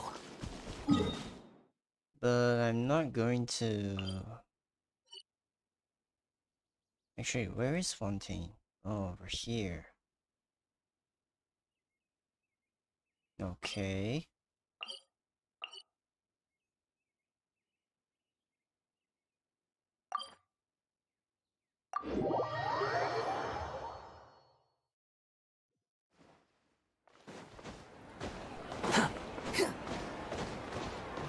Add Astro.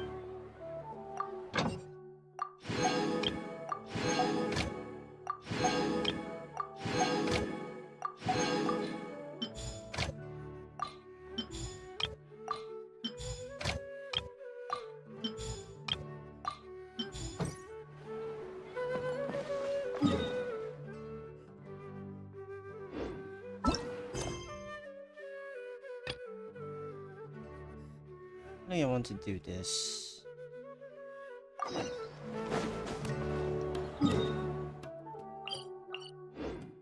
Quit following me. Finish all the important quests for Sumeru first. The wind rises.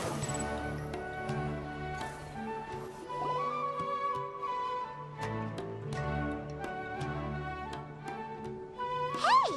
Isn't that Nahida? Nahida! been a while, hasn't it? What have you two been up to? Same old, adventuring and stuff. Helping all kinds of people, the usual. Mining, fishing, genius invocation TCG, and catching crystal flies. Seems like you've been enjoying yourselves. How about you? What are you up to now? I'm just looking out for some leads while getting some fresh air. I noticed that I have some blurry memories after saving Irminsul. I almost feel like there's still something extremely important I need to do. But I can't remember what it is. Why is that? It's probably the effects of Irminsul. Don't worry, we'll help you remember. Feel free to fill us in. Thank you so much. Since you're willing to help, I have something I'd like to show you. What's this? Ooh, it's beautiful. It looks like it's filled with some kind of power. I found it in the sanctuary of Suristana, but I have no recollection of it whatsoever. It's filled with pure elemental power that is quite similar to mine, but yet it's also a little different. It's very likely that it's connected to my foggy memory, but I can't figure out what it is. It's most likely something that Greater Lord Rukkhadevata left behind. But what's with her foggy memory? Traveler, do you have any ideas? I don't know, but it's very concerning. You know, Nahida, we just happen to be going on an adventure right now. If we find anything, we'll be sure to let you know right away. Thanks, you two. I didn't mean to trouble you again. Don't mention it. Besides, it seems you've got a lot on your mind, and we'd like to help.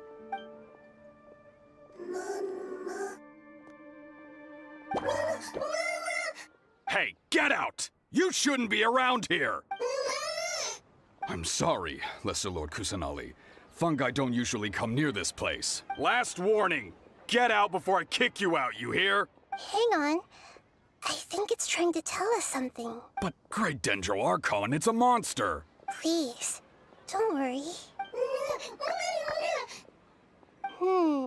I think I understand. Seems that it wants us to follow it. You can understand it? Even though different creatures have varying habits and ways of communicating, the emotions we experience are all the same. I can feel its anxiety and fear. It's in dire need of our help. Well, fungi are kinda cute, but... Fungo Head is a really nice fungus, you know. That's true. Okay, let's go take a look. All right, lead the way, little fungus. Although they all look about the same, some fungi are friendly, while others are super aggressive and attack anyone they see. It can't be helped. Perhaps in their eyes, humans are like fierce monsters as well. After all, they can't distinguish which human behaviors are hostile or not, and it'd already be too late for them once humans have drawn their weapons. Hence why they tend to strike first, rather than waiting. That's not too different from how humans think sometimes. That's what I meant by shared emotions.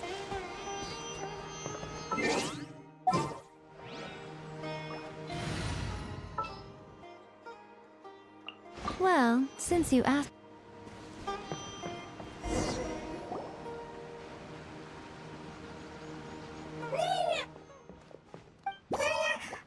It appears it was in a hurry because of this unconscious fungus. Seems like they might be family. So maybe this fungus wanted to bring Nahida here to help its family member. Probably. Although fungi are simple creatures, they're very sensitive to elemental power. Maybe it noticed me on my way back and thought I'd be able to help. I'll take a look. I should be able to help if it's just a common illness. What is it, Nahida? Strange. Very strange. This fungus didn't develop from a spore. It's an elemental life form. Huh? An elemental life form? Yes.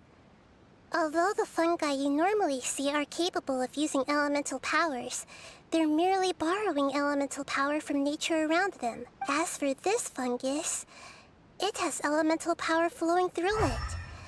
definitely not anything like your typical fungus. So you're saying it only looks like a fungus? Exactly. This is very interesting. I've never seen anything like it. So this is a first even for Nahida. But that's not all. There's a large void within its elemental power. The void is stopping the elemental power from flowing normally, which must be why it fainted. So do you think it'll wake up if we can fill the void? Yes, and I just so happen to be good at this sort of thing. I'll see what I can do right away.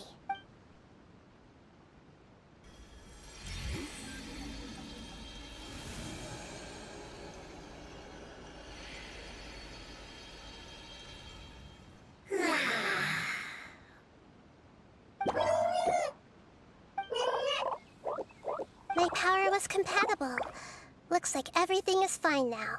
Lord of Dendro? Is it really the Lord of Dendro? Oh, I can't believe the Lord of Dendro saved me. Thank you, as well as the stranger and creature next to you. Ah! It can talk? Oh, I didn't expect such a strange creature to make a sound like that. Seems I'm just as shocked as you are. Huh. It called Paimon strange creature, so maybe it doesn't recognize Paimon then. Okay. What? Of course Paimon can talk. Paimon isn't a strange creature. Paimon's just... Paimon! Hello, Paimon.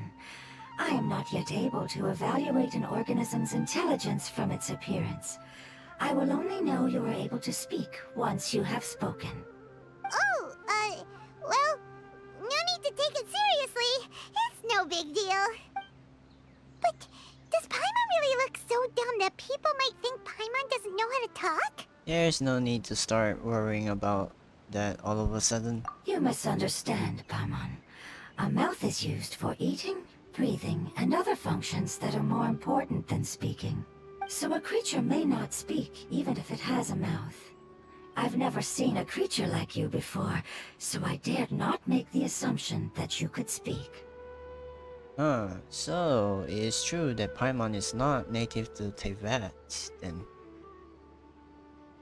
Even if you do possess a number of human traits, it is still very common for creatures to have similar external forms but completely different interiors, just like fungi and slimes. Did this fungus study at the academia? It seems even more talkative than Paimon. You're not a fungus, are you? That's correct. This might be surprising to you, and I'm sure that you must have questions. Let's find somewhere else to talk. It might startle my fellow family members if I speak too much using this strange voice. Me. It says that it's very thankful for your help.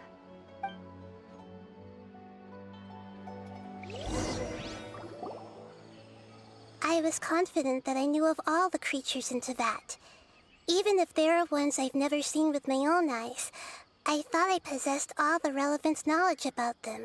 However, even if I were to lay out the traits of all elemental life forms, you don't seem to match any of them.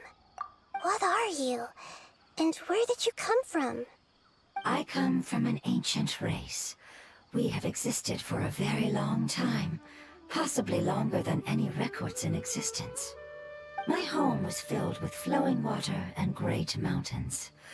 Lush grass covered the land, and my family and I lived in bliss and happiness. Until the apocalypse came and changed my home forever. A horrifying power consumed all there was. The seeds of catastrophe nested and grew inside of us, twisting and warping us, causing us to lose control. We were victims of the apocalypse, yet in time, we also became the apocalypse itself. The apocalypse? The abyss, maybe? I'm not sure what it means either. It sounds like some kind of old fable. It's a long and complicated story. It will take me some time to explain it clearly. Don't worry, we'll listen. Please continue. I was lucky and managed to survive. After Afterward, I left with some of my family and came to Sumeru to search for a way to rescue my homeland. We came in contact with many species and learned from their cultures and knowledge, hoping to understand the truth behind the apocalypse. We later found out that humans know the power of the apocalypse and refer to it as forbidden knowledge. Oh. It's about King Dashred then. Your home was destroyed by forbidden knowledge? Does that mean you're from the desert? It said that they are looking for a way to save their homeland, but the catastrophe of the desert should have ended a long time ago. The Lord of Dendro is correct. We are not from the desert. I would very much like to tell you the location of my homeland, but unfortunately, I've forgotten. That may sound a little odd, as it is very important to both me and my family. Yes, how could you forget? I am a life form that was contaminated by the apocalypse. A part of my knowledge and memory was taken away as the contamination inside of me was purged. Ah, I get it now. So the void of elemental power was left behind from when the forbidden knowledge was purged. I'm sorry. I hadn't considered that kind of possibility. That's okay. Lord of Dendro, there is no need to apologize. Without your help, I would have lost more than just my knowledge and memory. And not only did you save me, but you've also already rid the world of the remaining forbidden knowledge, right? That's right. The forbidden knowledge is no more, and your homeland should be safe now. My home should be safe now. We can go home. For the longest time, this moment has only seemed like a dream. I never knew it would become a reality so quickly. I was unable to fulfill our calling. I never found a way to save my homeland, and I have even forgotten where it is. It's not your fault. You've already done everything you can. Every species paid a grave price in the fight against forbidden knowledge. This is not a responsibility you should carry on your own. You mentioned that there were other survivors besides yourself. Where are they? Maybe they'll remember. The apocalypse put us through immense pain. Many of my family members have already met their end. I'm not sure who else is still alive. Don't worry, I should be able to find them. Just leave it to me. I'll leave the rainforest to the Aranara. And as for the city, there are a few nice kids that should be willing to help. Oh yeah, they'll give us a hand. Give me a moment. I'll contact them right now.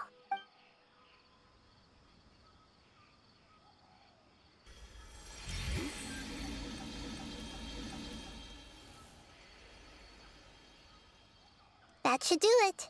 It may take some time to find them, so let's wait for a bit. Thank you, Lord of Dendro. We all believe that you will keep your promises. The moment I saw you when I awoke, I had a feeling you were here because of the agreement. Agreement? You might not remember, but this is a prophecy that we deeply believe in. That the Lord of Dendro will bring us home once the catastrophe comes to an end. Ah, I see. I'm sorry. There are also some blurry segments in my memory as well. But I'm very concerned about your homeland. This is something I should help with. It's really no trouble to me at all. Would you all be willing to come with me somewhere as we wait? The more family members that can return home with me, the better. But didn't you say that you don't know where they are? Yes, but I know their end. I will explain it to you along the way.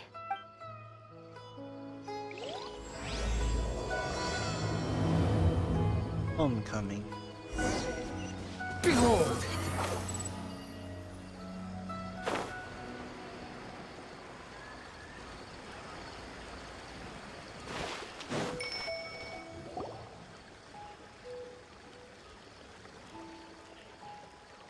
There's something that I'm very concerned about. Are you talking about that crystal? Are you talking about your fuzzy memories? Yes.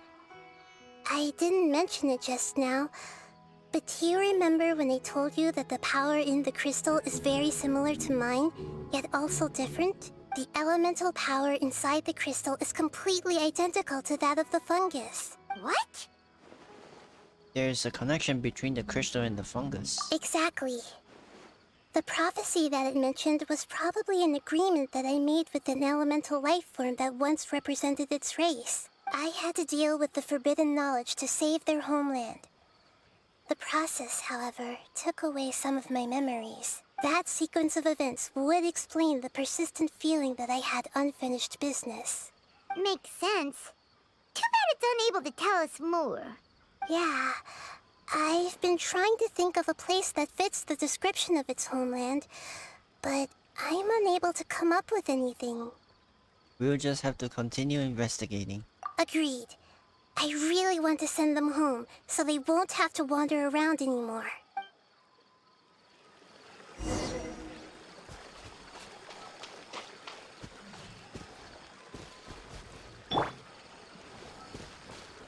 The road here is a little rough. I'll lead the way. Don't worry, Paimon can handle any road! Ah! Enemies! You're up, traveler! Stabilize! You are not welcome here! Right here.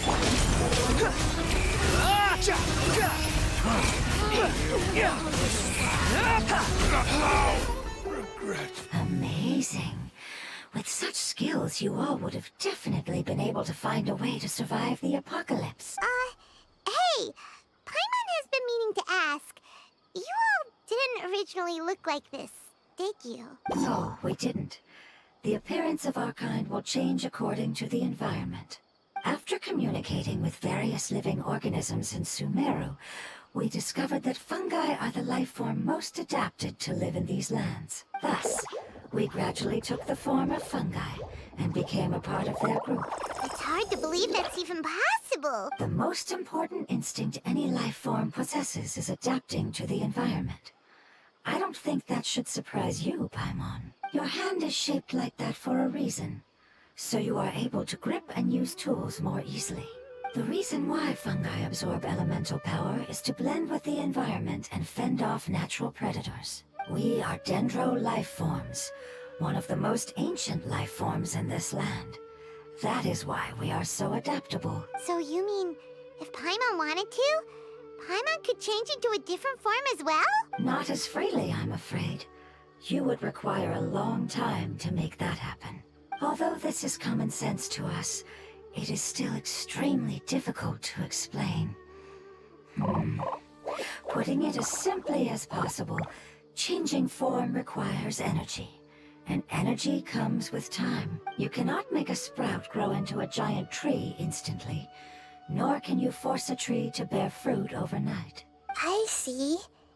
Humans have a term for this. It's called growth. Ah, you're so smart, Nahida! Paimon gets it now! Seems like it's pretty good at coming up with metaphors as well. Growth. I see. Yes, then this is what you would call growth. A most beautiful word. I shall enjoy it more as we walk.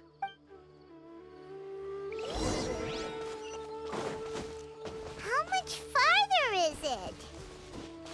We're about halfway there. You're doing great, Paimon. Do you need me to carry you on my back? Huh? Oh, no! Paimon was just curious! Paimon isn't that tired. You seem to enjoy taking care of others. You think so? Does the Lord of Dendro need to be carried? That would be awkward, wouldn't it? Why don't you fly up and sit on top of my head? We can figure out who will carry who later! I think we may have a different understanding of carrying someone.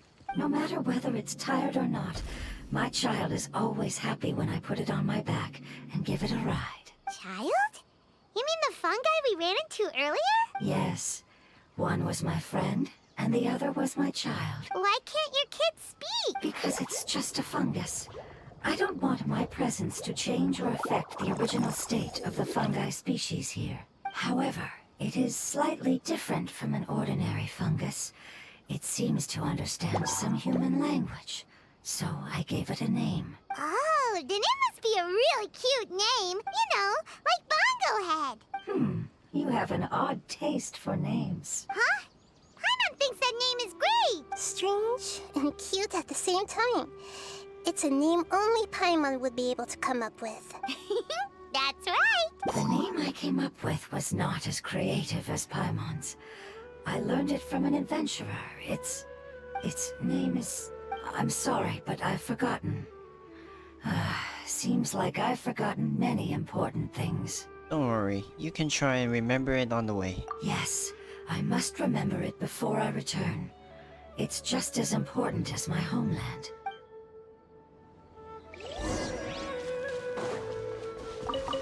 Yes, this way.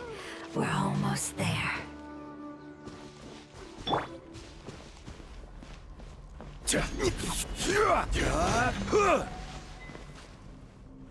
Uh-oh. There's a withering here.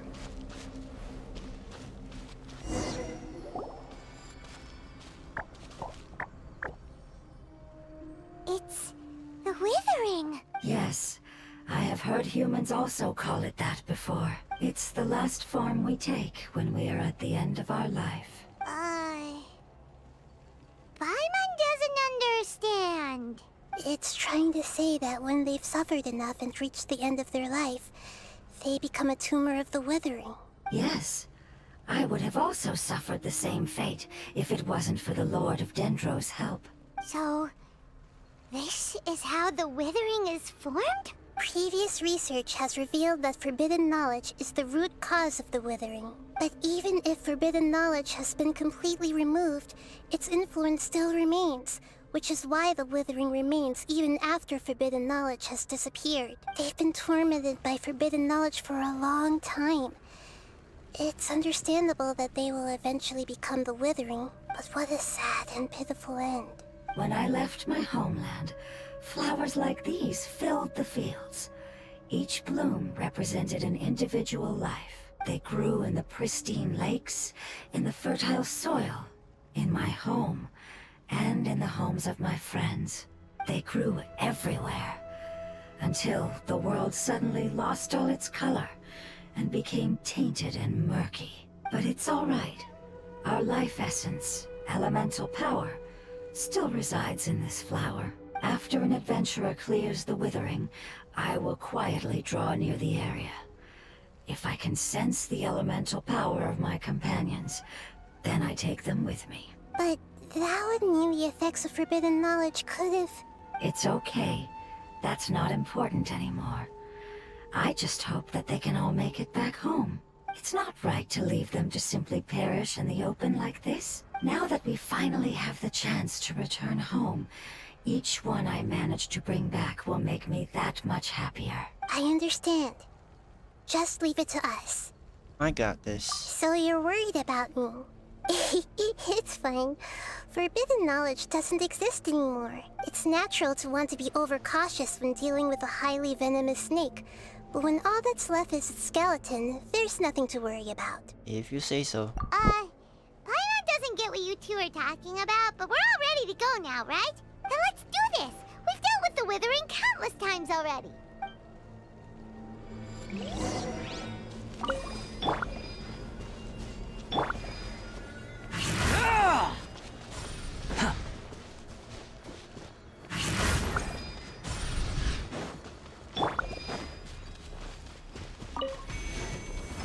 Solidify! Emerge. Right here. Right now. I see everything!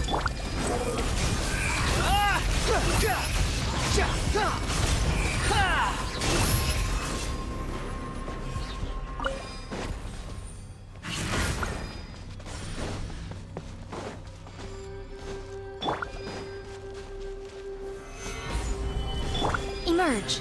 Right here. Right now. Everyone hold hands!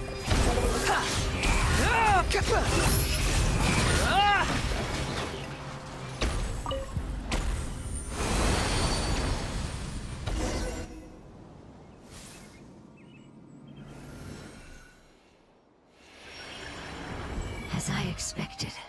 It's the last of my kind that I'm aware of, so it wasn't able to make it to the end. If only it could have held on just a little longer. I hope that you will be free of this pain after returning home. Just thinking about how many elemental life forms have turned into tumors of the withering makes Paimon sad. It's okay. As long as elemental power still exists, then we will still be around. An external form is but a gift of time. Through growth comes change, and even abandonment of previous forms. However, our true nature is not so easily affected. It wouldn't have come to this if we were able to cure them earlier. But I will cure all of them. Even if it's just for the sake of the rainforest and all the life forms that live in it. Thank you, Lord of Dendro.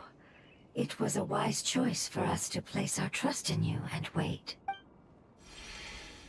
Hold on. I think I got something.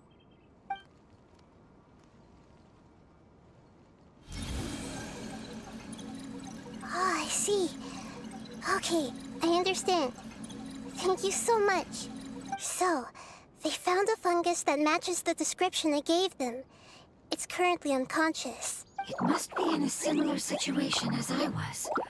We should hurry and go take a look. Okay, follow me.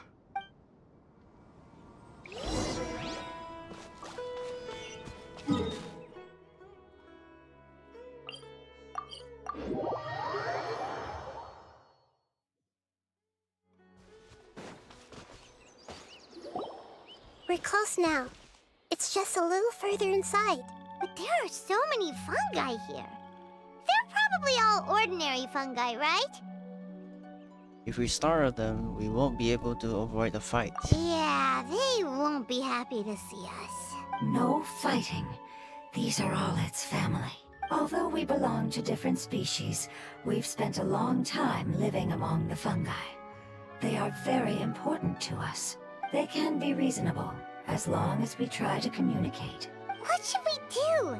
You're the only one who can make it through, right? But you'll need Nahita's power if you want to save that fungus. I've got an idea.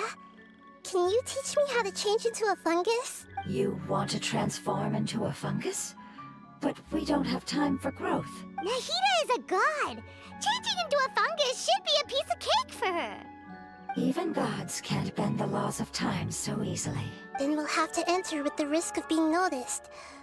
We may not be able to avoid a fight. But if spending some of my power will guarantee the safety of you and its family, then I'm willing to try. All right. You have great elemental power, so you may be able to do it. You will have to use power equal to that which is required to break through the limitations of time. I will lend you the relevant knowledge that I have. It should make your transformation process a little easier. All right, I'm ready. Changing into a fungus should be quite an interesting experience. Lord of Dendro, this is nothing to joke about. I am extremely serious about this. As am I. I'm not joking at all. All right. Let's not get hung up here. If it's really possible to turn into a fungus, then why don't we give it a try now? Okay. Good luck, Lord of Dendro.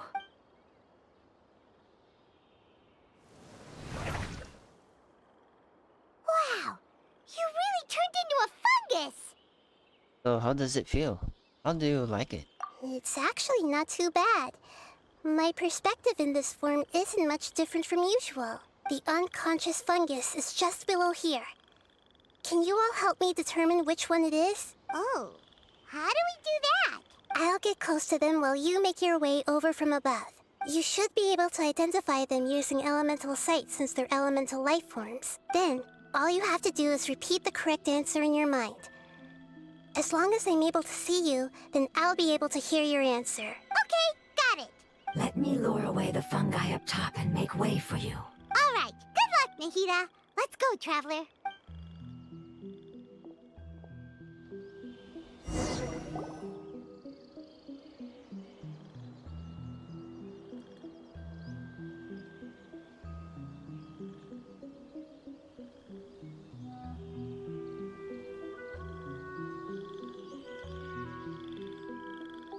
There's a fungus on patrol in the center there.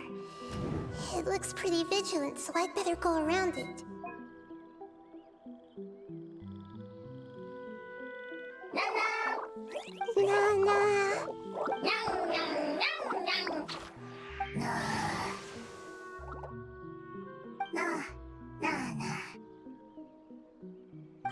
It seems they didn't notice me. It seems that fungus won't be moving for the moment. I should hurry and make my way through.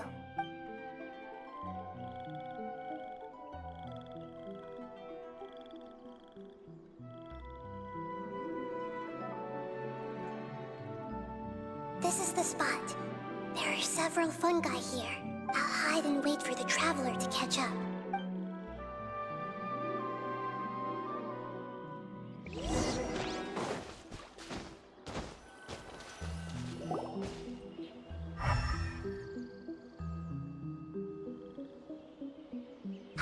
So this is the one. Understood.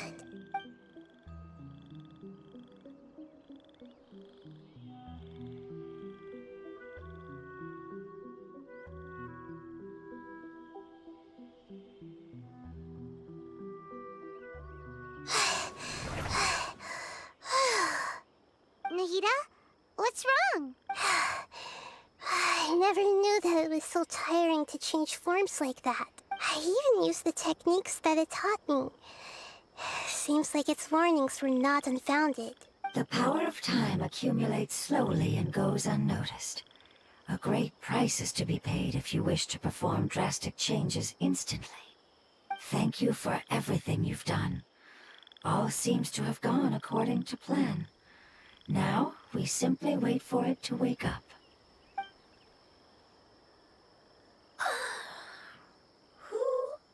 Are you? I apologize. Language is not easy. Need long time. It's okay, I have good news. Let me explain it to you the fungi way. Apocalypse ended?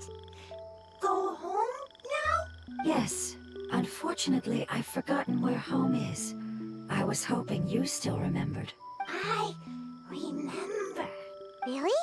That's great! Home. Dendro Dragon. Dendro Dragon. Dendro Dragon. Ah, yes! The Dendro Dragon! I'm sorry, I just got so excited. I've probably never expressed such emotions before. But yes, our home is the Dendro Dragon. Oh, wait a minute. Paimon's confused. Do you mean the Dendro Dragon as in an elemental dragon? Like Dvalin? Yes, they're both dragons, but Apep, the Dendro Dragon, has been around for longer and has accumulated dense elemental power. But I don't quite understand. Why would you say that your homeland is a dragon? Because we live inside the Dendro Dragon. The Dendro Dragon. Inside. Very big. Mountains. Water. Trees. Us. There is an entire world inside the Dendro Dragon's body.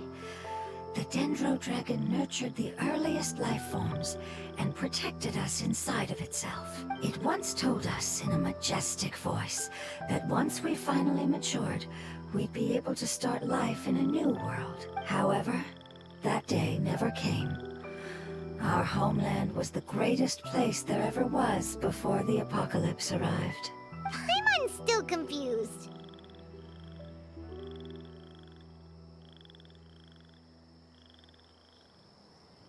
Is it like Dendro slimes giving birth to smaller slimes? Yes, a very good example. It appears that you're much smarter than Paimon. The only difference is that the Dendro Dragon is much, much larger than any Dendro slime. Wait, then if that's the case, doesn't that imply that Apep has also been contaminated by forbidden knowledge? Yes, that is correct. What has suddenly made you look so worried, Lord of Dendro? I haven't seen this expression on you before. Apep is the most adaptable life form in the world. The forbidden knowledge should have become a part of its body a long time ago.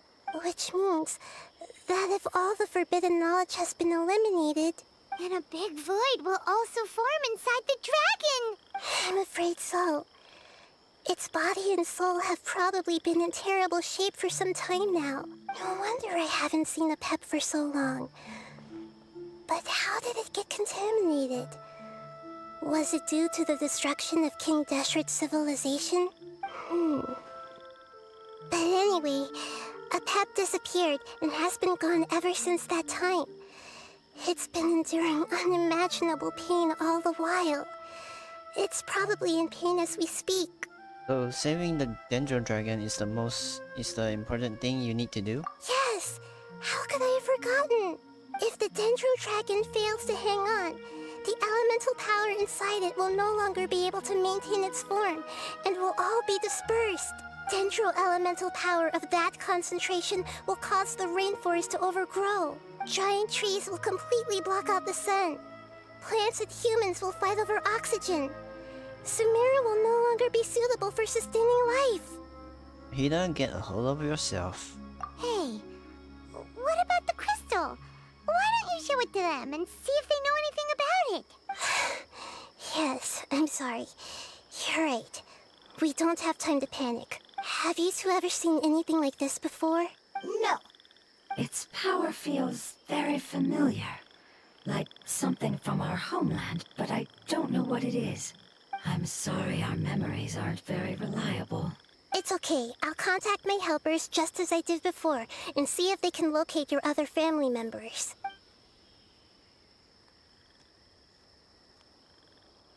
I'm counting on you all. Your info is crucial to us now.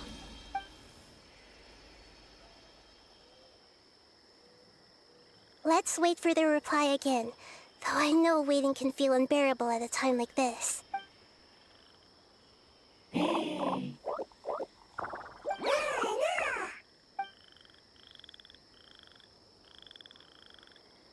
you. Family bringing fruit. I explained to them that you aren't hostile.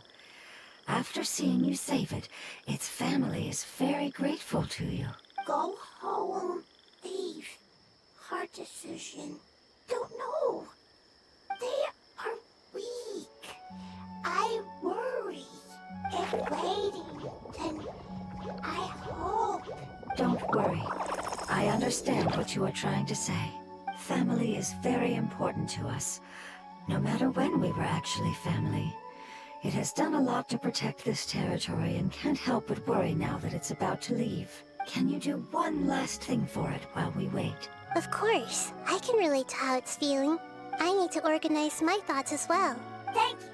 Thank you. Tend soil. Food. Don't like plant invasion. There are two things that it wants you to do. One is to look after the land that the food is grown in, and the other is to drive away the plants that are trying to invade the area. Soil. There. First. Seed. Here. Paimon understood that. No need to translate. We'll take care of it right away.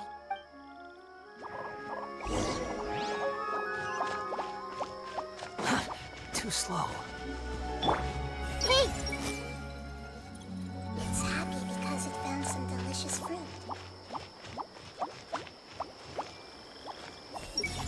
The Lord of Dendro is a kind god, just as described in the prophecy.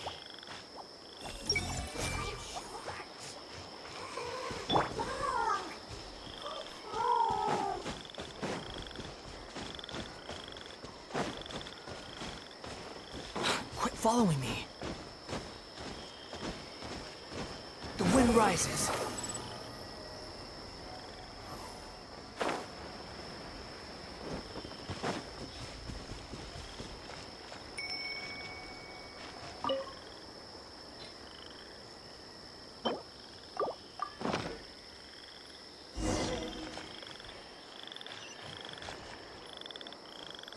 Use hydro.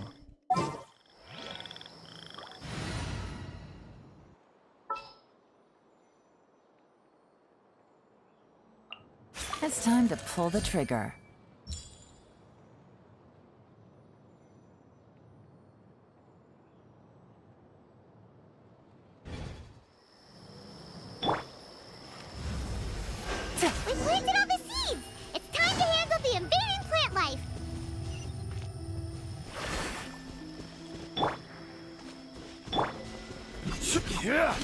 Wildflowers!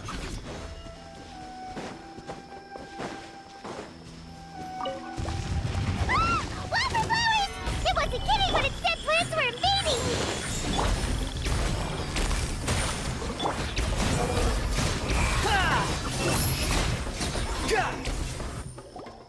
Whew. That should be all of them. That wasn't too tough. Nahida, are you feeling better? Yeah, I've calmed down now. But it doesn't seem like there's too much we can do until we receive some new leads. Can you tell us about the Dendro Dragon? We don't know anything about it. Who is it? And what does it have to do with King Deshret? Well, the history of dragons starts from the very beginning of Tevat. Sumeru was Apep's territory. In those days, the lush rainforest covered the entire nation. Oh, so there was no desert back then? Not at first. That came when a giant spike fell from the sky, turning a huge section of the rainforest into sand. In an attempt to adapt to its new environment, Apep changed color from the emerald green of the forest to the yellow of the sand.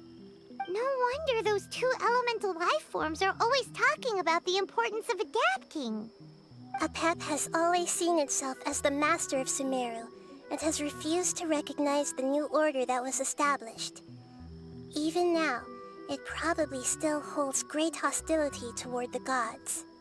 However, powerless against the power in the sky, and then the forbidden knowledge many millennia later, it's been unable to stir up any trouble. I thought the gods and dragons were on good terms. Conflicts between the two sides are destined to continue until a balance can be found. As far as I know, Apep had been slumbering in the desert, and King Deshret had taken a great interest in it.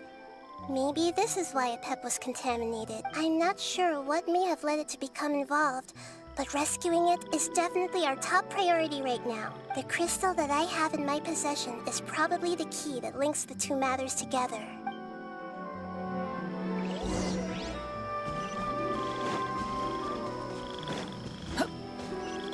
Behold!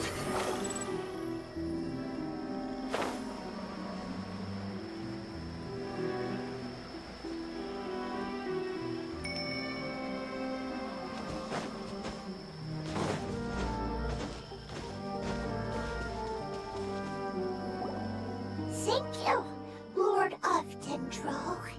Family happy. You really like them, don't you? Family like. Do you not like your family? That's not what Paimon meant. It's just that you guys aren't actually the same species. Doesn't matter. Family likes me. I like family.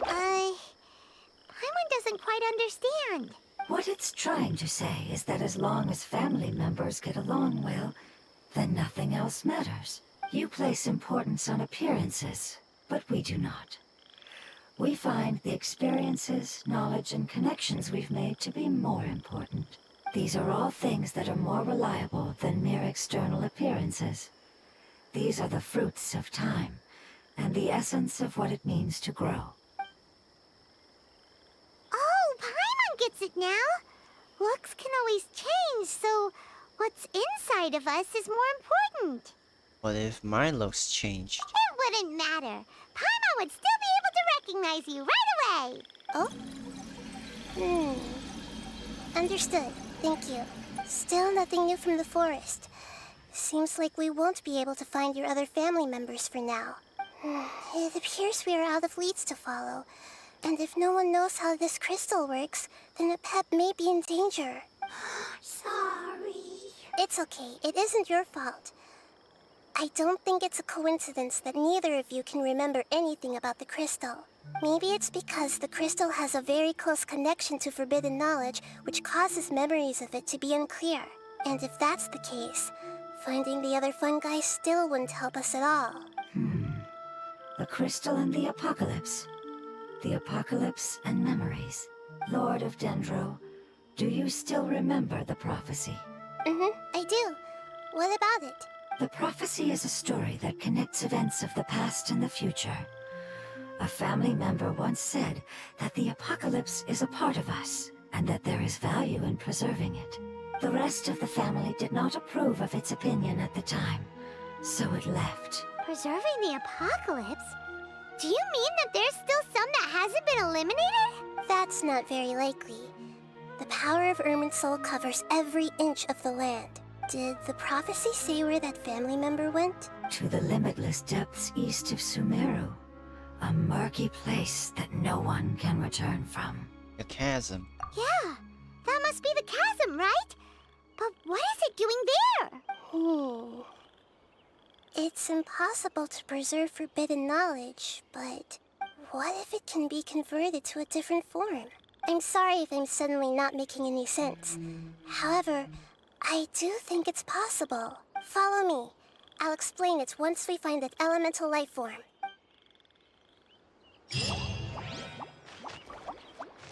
Perils of the Darkverse.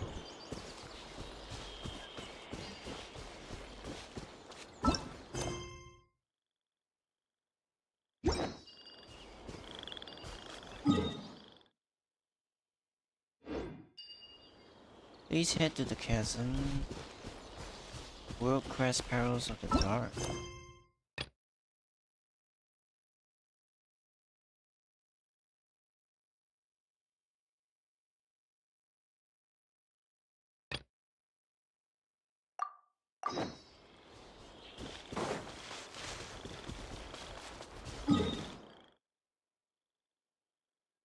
Perils in the Dark? What is that?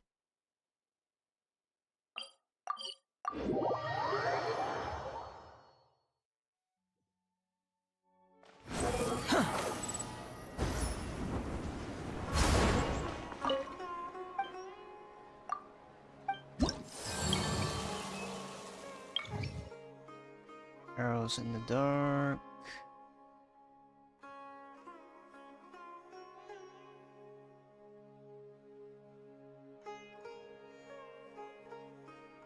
Nope. Leah?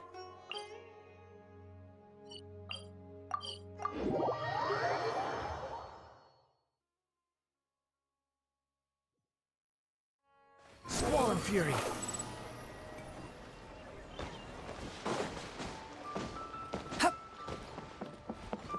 It says World Quest, but I have no idea what World Quest that is. Too slow.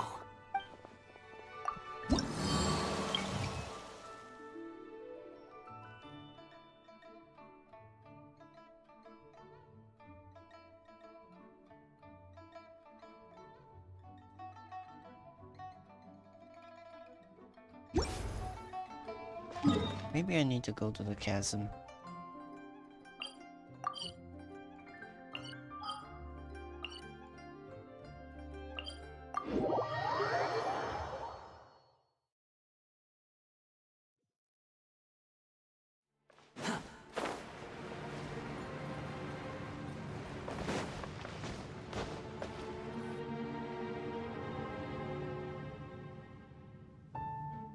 So that elemental life form came all the way here on its own and spent a long time by itself? Wouldn't it already have become the Withering like the others? There is a chance that it could avoid that end, using the power of something here.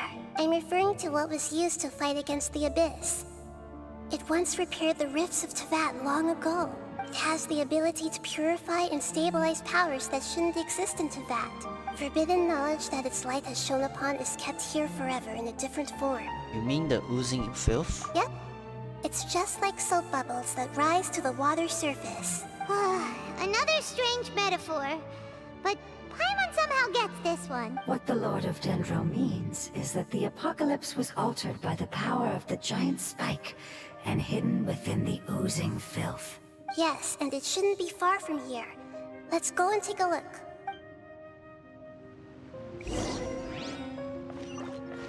The wind rises.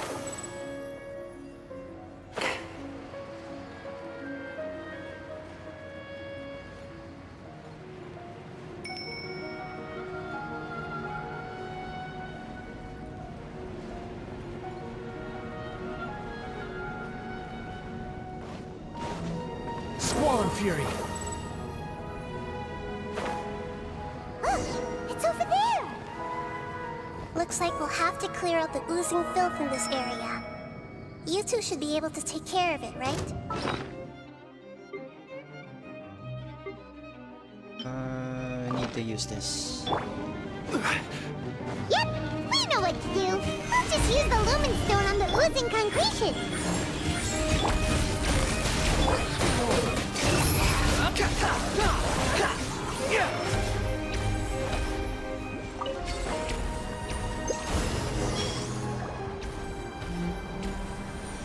Oh, we finally managed to rescue it. It should be the life form from the prophecy. That light! Wait, something dark is coming out. Something's not right! Everyone, back up. What's going on? Didn't Nahida say it was purified?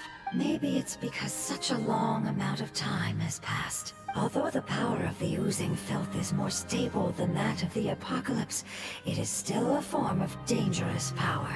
It might have lost its mind after being soaked in it for such a long time. Oh no! But we still have tons of questions we need to ask. I should be able to purge it with my elemental power. Wait, don't do it. This is definitely connected to forbidden knowledge. But this is our only chance. I said no, and I mean it. We can't go through that again. Traveler! I'm sorry. I got a little anxious. It's okay. I trust your judgment. I was being a little hasty myself. Let's see if we can think of another way. What about the crystal? Oh, yeah! You said that the elemental power in the crystal was identical to theirs. You want to use its power, but... The Lord of Dendro seems hesitant. I too would advise caution. It's risky to use its power without fully understanding its intended use. Don't understand. This no good, that no good. Save lives, important. Yes, I understand, but this is our only chance to return home. We cannot afford to be careless. It's okay, there's no need to argue. I'll think of something to do about the elemental power that will be used. How about this? Traveler, you could try using it. I understand that you have an amazing resistance to forbidden knowledge. Sure thing. Don't overdo it, Traveler. Paimon will be worried.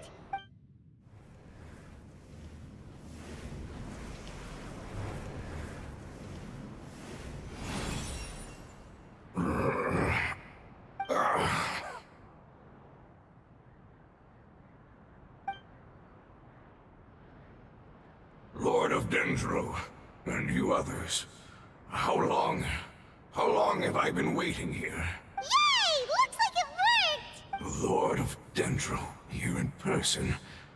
Does that mean the apocalypse has come to an end? Wait, did you get smaller again? I'm sorry, that portion of my memory is highly unreliable at the moment.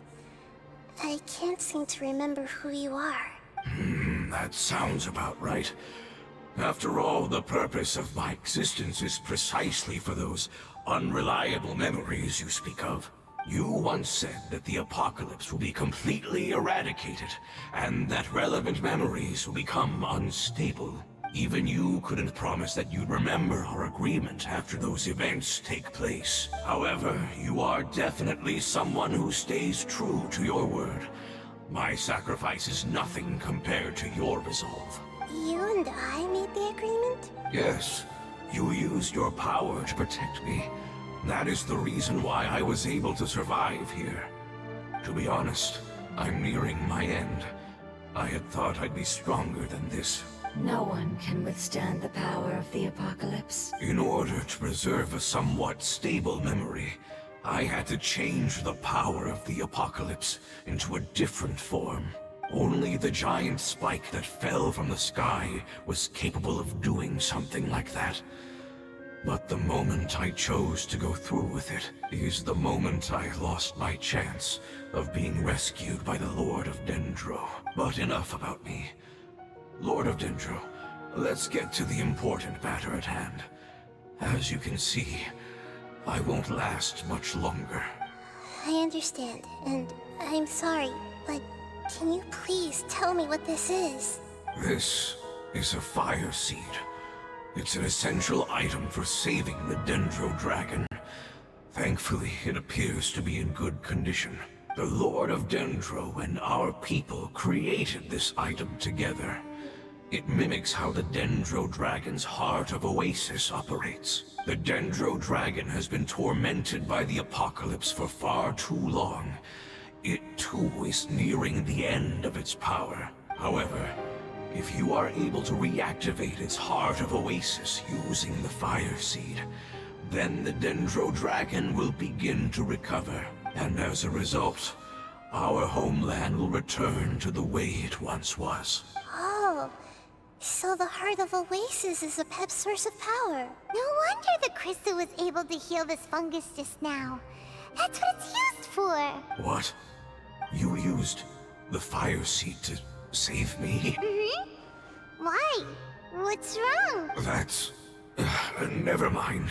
It's not your fault. You didn't know. The Fire Seed contains a high concentration of elemental power inside of it. It's very powerful, yet fragile at the same time. It is not stable in its current form. To prevent any accidents, please don't use it again. Since I am its creator, I will take responsibility for it. I assure you there's no need to worry. Alright. Aside from being able to heal the Dendro Dragon, the Fire Seed can also resonate with the Heart of Oasis. In other words, you'll be able to find the Dendro Dragon by following the guidance of the Fire Seed. But you should hurry. There is little time to waste. What about you? Forget about me. You should hurry home now. Everyone is returning home, including you. As I told you, I've already lost my chance to be saved by the Lord of Dendro. Lord of Dendro, I thank you for coming to find me, and for being willing to save the Dendro Dragon. Our past has been saved, and our future has been ensured. It's enough for me, just knowing that they will return home. Hey, wait! It turned into oozing filth. Can you use the Lumen Stone once more? I can still feel its elemental power. Please, of all of us, it deserves the chance to return home the most. Okay.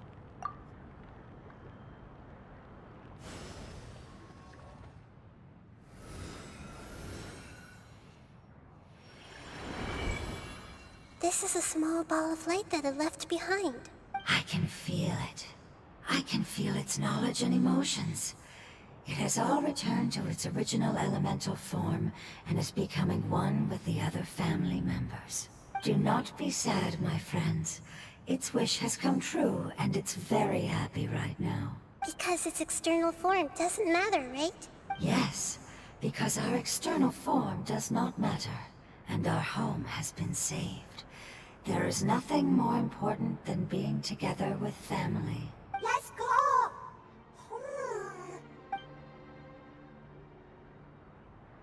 Home.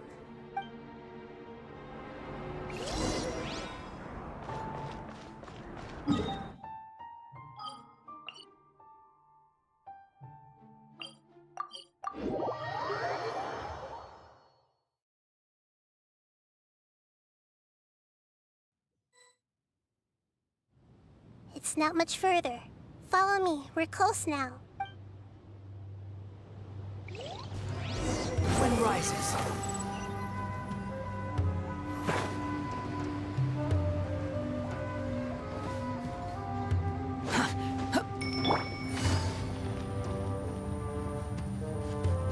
I can feel its power lingering and shifting around us. Sometimes it feels distant, but other times it seems close. This is its way of warning us. It has already noticed our presence.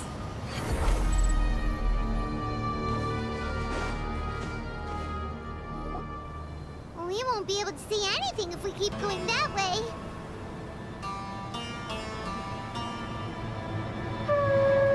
Oh, something's big coming. Hey, look! Something's over there!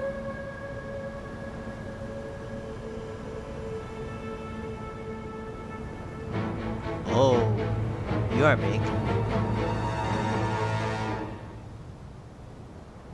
We found it. A pep, the Dendro Dragon. He's big. Mama knew it would be big, but not that big. Puny god, puny human, leave my domain. She's big. Frail life forms like you cannot survive in the endless sands of the desert. A pep, we're here to save you. I do not need saving, especially not by you, Brewer. You are no different from Amun. Both of you have only existed for a fraction of what you know as time. Yet you call yourselves lords of this land by leaning on the heavens' glow. You're better off paying attention to your path ahead, as you will fall where you've fallen before. I know that you hate both gods and humans, but you've grown too weak now. Can't you let go of your hatred, even for only a moment? Let go? For only a moment, foolish Brewer. You will find no gratefulness from me, even if you heal me. You will only be reviving the dragon that will destroy Sumeru and the Seven Nations. No, you're ill, that's all. That I am. Time will bring death to all. It's unavoidable. Although I am gravely ill, my mind remains clear. I am different from the ancient dragons that came to terms with you. There's no need for this. There's no point in fighting. What we need is the truth. The truth. The shackles that the God of Wisdom cannot escape from. I have paid dearly for the truth, and you shall do the same soon enough. Hey, don't leave! Careful, something's coming. Ah, what is that? Hyman's never seen that before. It's our family. Huh? They're your family too? But they don't look anything like fungi. External form not important. Inner nature same. The composition of their elemental power is identical to ours. In other words, they're residents of our homeland. Is this what they've become after experiencing the apocalypse? This is also a form of adaptation, although a most gruesome and pitiful one. Many of our family members never made it out of the Dendro Dragon. They've gradually taken this form in order to survive the apocalypse. Is there any way to avoid fighting them? Hey! Can you guys talk? We're here to rescue you!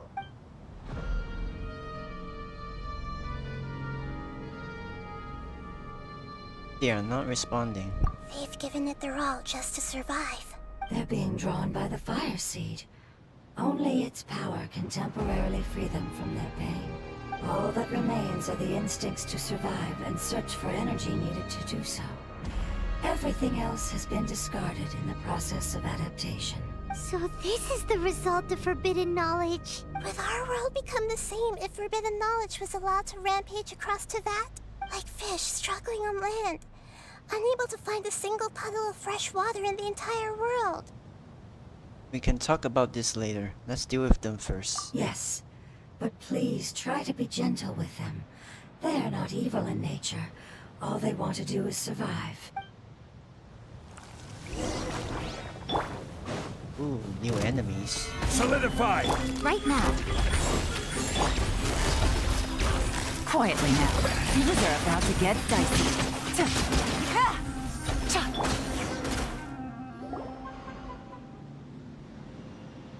Hyman thinks they used up all their strength. They don't seem aggressive anymore. They want to go home. Yes, it was never their intention to leave the Dendro Dragon. Is there a way to make them revert to their elemental form? Years of torment is what turned them into their current state. Their external form has become their shackles.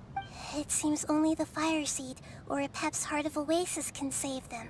But it'll be risky if we use the Fire Seed again. Correct. We cannot use the Fire Seed again. Everyone goes home. Not just us.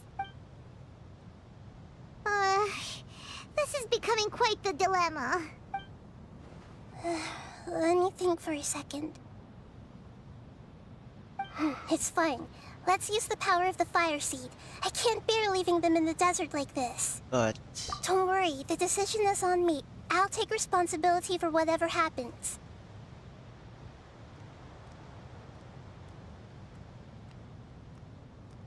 It won't require much elemental power. I'm just worried that it'll become unstable. But as long as I use my elemental power to stabilize it a little, it shouldn't be a problem. Thank you. Sorry. Stubborn. Thank you, Lord of Dendro. Returning home is the most important thing to you. I've come to understand that during our travels. I'm not doing this just to protect you, but also because I hope to use you and your experience and try speaking to a pep again. After all, that giant Dendro dragon is also your family.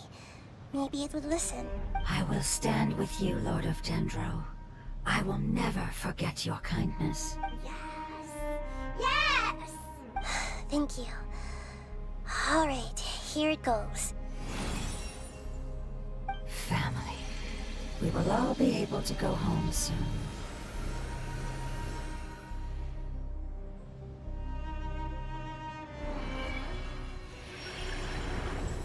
Whoa, it's shining now. It's getting bigger. Endless amounts of knowledge and emotions are moving inside of me. They're all very excited. To imagine such growth could be achieved in such a short period of time. It's because you're carrying everyone's hopes and dreams. Yes, finally, we can go home. This is the last part. Let's go.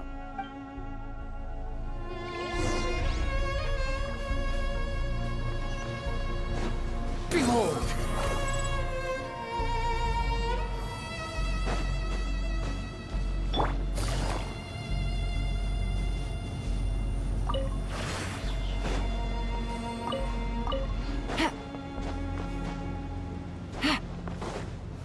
Squall and Fury!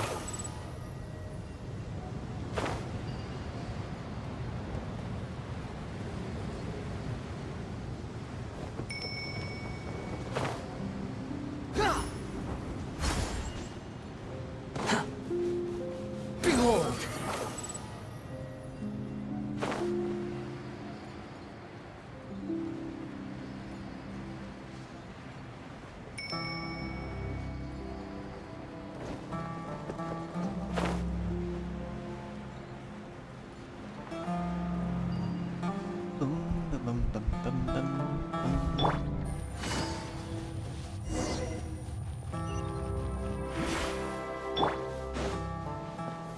Stabilize!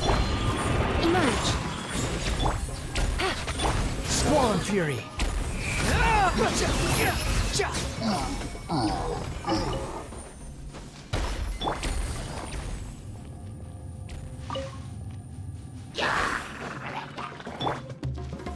Gather!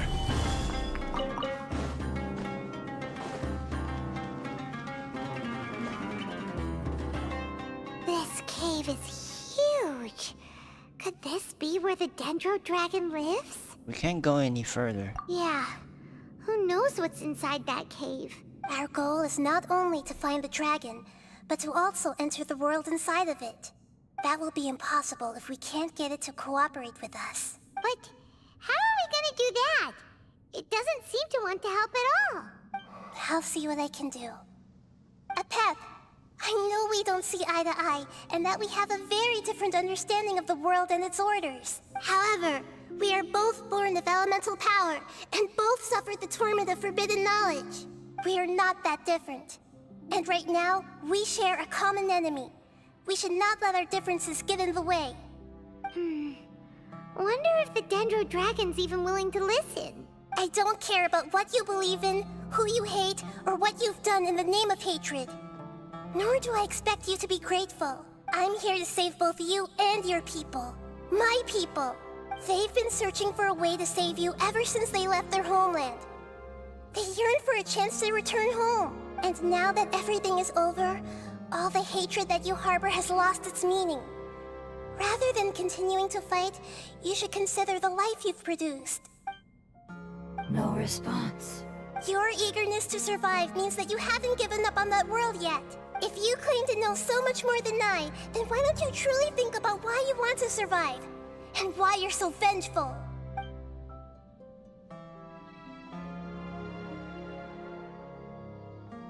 Still no good. Hurry, grab on to me. Please keep everyone safe and send us to the homeland.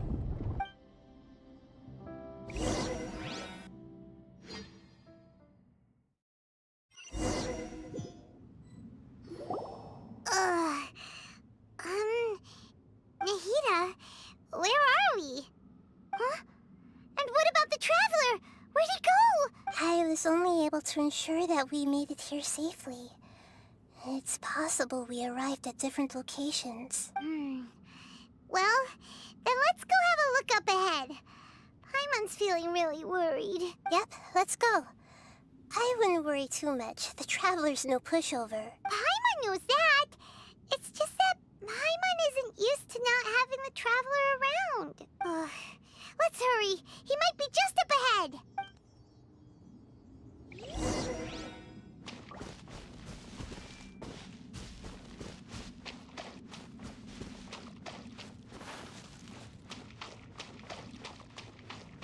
Ooh, this looks like a boss battle. Alright then. What's that? That should be the heart of Oasis. All we need to do is light it with the fire seed, and it'll restore a pep with elemental power. The damage it suffered internally will also slowly begin to heal. Then let's hurry and light it! We still need to find the Traveler! Alright, hang on.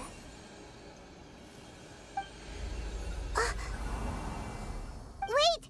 The fire seed! What happened? It shattered. It was even more unstable than I expected. But why? We barely used it! I'm not sure.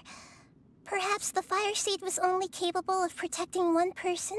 But if I didn't use its power on everyone, there's no way of knowing where you could have been sucked into. And even if that's the case, there's no reason for it to simply shatter, unless... Unless what? Unless I was already in a weakened state when I created this fire seed, which would be when we had first saved the desert. Oh no. Wait, let's put that aside for a moment. If the fire seed has shattered, wouldn't that mean we came all this way for nothing? Oh. Do you know what we should do now, Nahida? Oh, come on, Paimon, think! Don't worry, Paimon. This is my responsibility. The fire seed is technically just a ball of highly concentrated elemental power.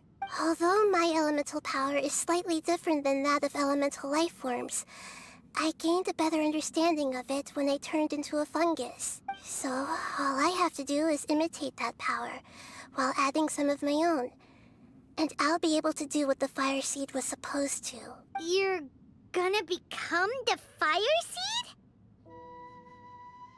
Yes.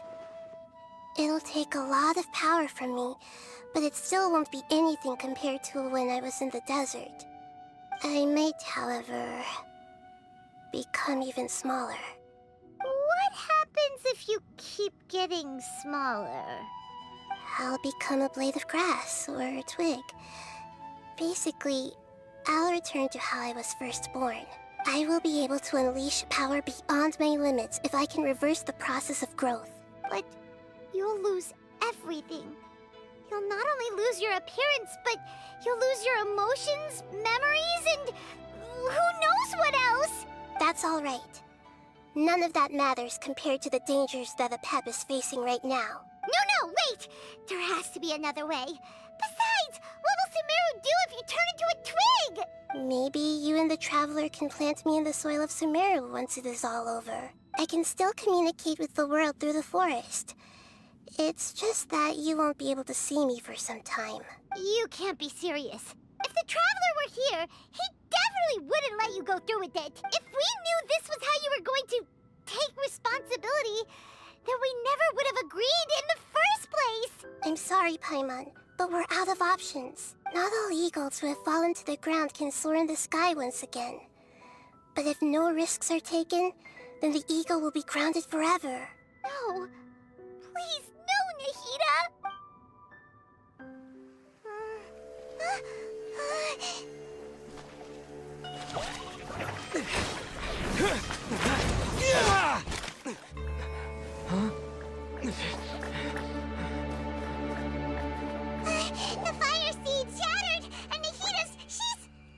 I know. A sacrifice must be made, but not by the Lord of Dendro. We've all grown on this long journey. If the purpose of that growth was to return home, then our wishes have come true.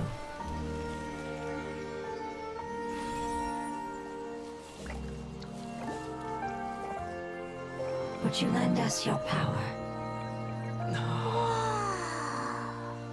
You knew it would come to this. All the knowledge, language, and emotions that you have learned will be reverted into pure elemental energy. In your new homeland, nothing of who you were will remain. You won't be remembered by anyone. Is that truly the return you've always dreamed of?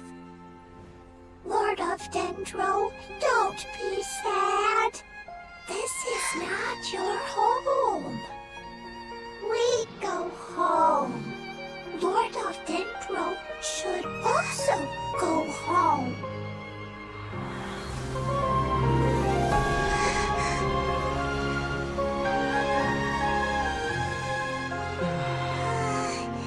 Hear us, please. Feel our heartfelt desires. Awaken!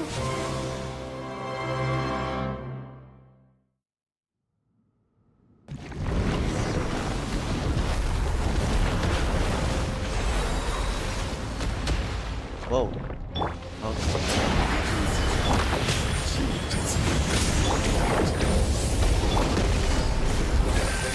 It's because you're carrying everyone's hopes and dreams. Yes, finally, we can go home.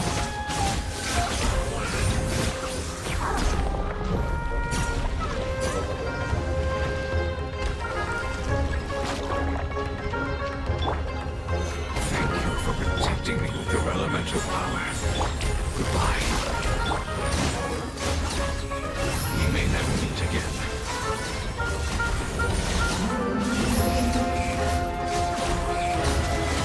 I will wait for her no matter how long it takes.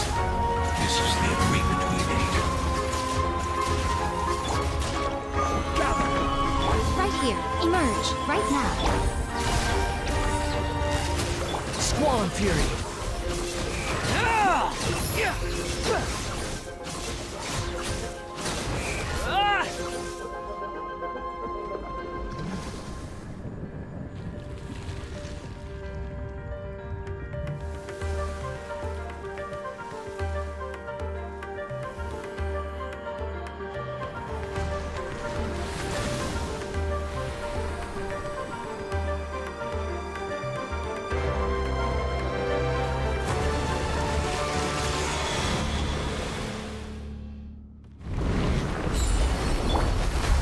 Stabilize!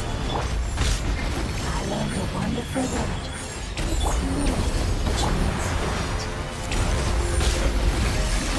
It will be one more.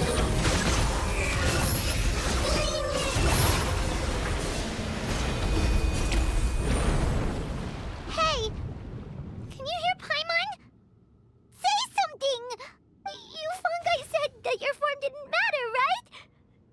Then let us know that you're alright! That's enough, Paimon. Their knowledge, memories, and emotions have been reverted to elemental power and released. They are no longer able to respond to you. The guardians that have accompanied me for countless eras have also transformed into my elemental power. Just as they did, they will be born once again now that they're one. There's nothing to be sad about. But that's different! They won't ever be the same. Paimon, we will never understand it, and it will never understand us. That's how it's destined to be. But as long as you can be healthy again, then nothing else matters to me, Apep. Sumeru will be free from threat as long as your health is maintained. I thought that my rage would be kindled once my power returned to me. However, what I feel now is a feeling that has long eluded me. The feeling of peace. The forbidden knowledge influenced you ever since you were contaminated, greatly amplifying your hatred and rage. Yes, there's no denying that. Although my hatred for that usurper from beyond the heavens still stirs deep within me, destroying you and your people serves me no purpose. Be that as it may, my position still stands, and I will have nothing to do with you. When you inevitably perish due to your ever-expanding curiosity, I will still sneer and mock you in my heart. Heesh! Who can put up with you? I respect your decision, and with time, I will prove to you that we will not repeat our mistakes. Before you begin resting, there is one last thing I would like to know. How did you become affected by forbidden knowledge? It's a long story. We all once believed in the distant past that only forbidden knowledge could give us enough power to defeat the heavenly principles. The Dragon King acquired the power of darkness from outside of this world, and led us in a fight against the order established by the outsiders. Dragon King? An unimaginable war took place into that, causing destruction on an unprecedented scale. The world itself was on the verge of collapse. In war, the victor would inherit the right to shape the world, while the losers must turn into ash. But I didn't give up on searching for a way to turn the tides, even after the death of the Dragon King. As I attempted to collect more forbidden knowledge from the corners of the world, as it was on the verge of collapse, I was stopped by the giant spike that fell from the sky. Sand dunes arose where there was only forest. And it was as if even Sumeru itself was trying to tell me that the era of the dragons was over. But you still didn't give up, did you? Because of Amun Al-Ahmar. Yes. Al-Ahmar eventually obtained this power with the help of Nabu Malikata, Goddess of Flowers. His ambitions continued to grow, and he planned to establish a powerful kingdom in my domain. Although I didn't think much of him, I allowed his actions under one condition. The condition was that after his death, all the knowledge he came to accumulate would belong to me. At that time, I still harbored deep regrets. By the time the Dragon King finally returned, the world had irrevocably changed. Some of the dragons have grown close to your kind, and have forgotten all about our hatred from when the world was taken from us. And some died, leaving behind nothing but their bones, while others chose to flee after experiencing pain and agony. But for me, the scales and will of the Dragon King still shine bright in my heart. Even to this day, I will follow it until the end of my time. You really are insane. When Al-Ahmar's proud kingdom collapsed, I swallowed him whole as I agreed, and absorbed his elemental power. However, what I gained was no benefit. No. I gained the apocalypse. I used up all my strength just trying to keep the pain under control. I had no energy to analyze the knowledge he had accumulated. But even then, I still believed that his insanity was far greater than that of my own. So that's how the apocalypse started. I admit that I fell for his trap. I was like a final failsafe in his plan. Tiny Booer, and the rest of you, continue forward. I shall keep a watchful eye. How far will a life so dear and precious to the heavenly principles be able to go? I wonder.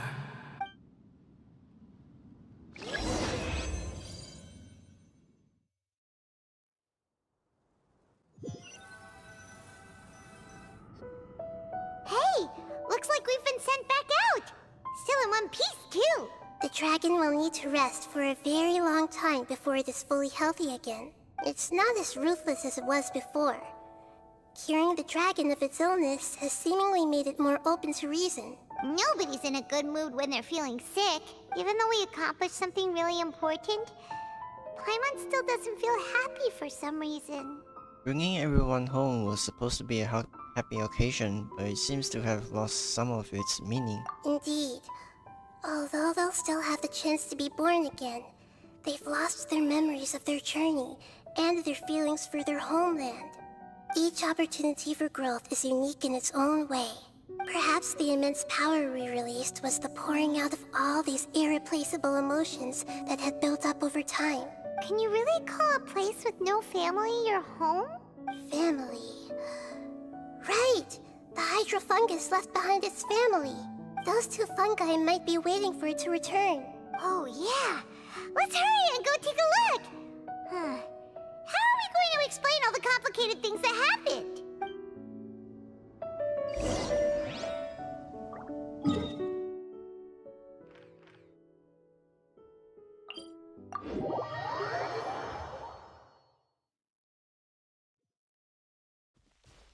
Squall Fury! Quit following me. They're still here!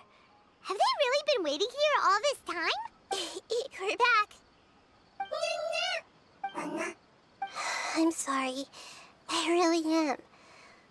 But it's gone home and won't be able to return for a very long time. Don't be sad. It did it to protect you. Your happiness is more important to it than anything else in the world. It said that Newer is its most important family member. That's your name, isn't it?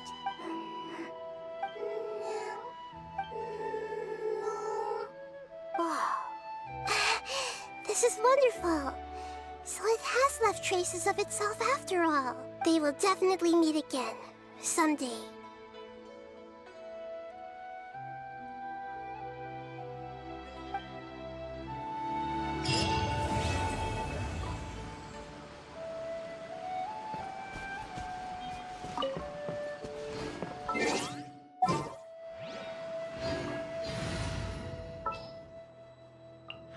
There are still so many places.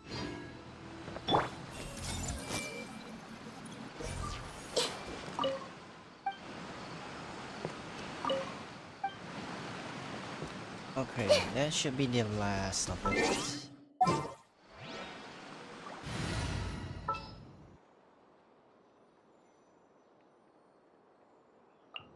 Who's our target this time?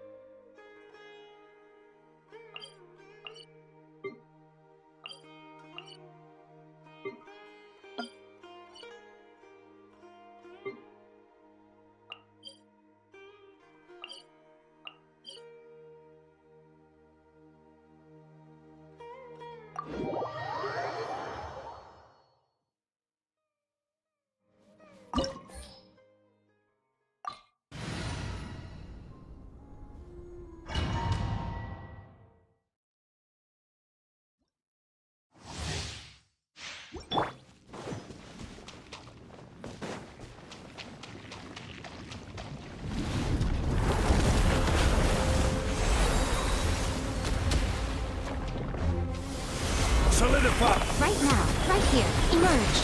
Quietly now. The wind rises.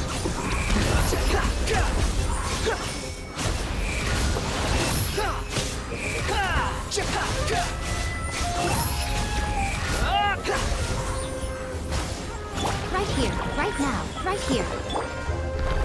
Stabilize! Right now. Gotcha! Squall Fury!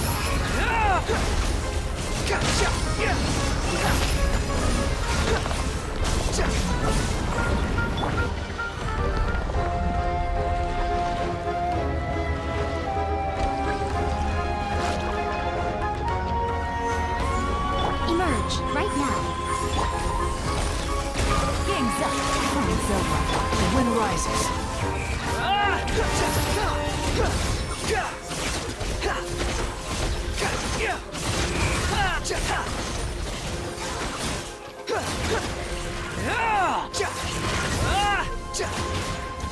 Emerge.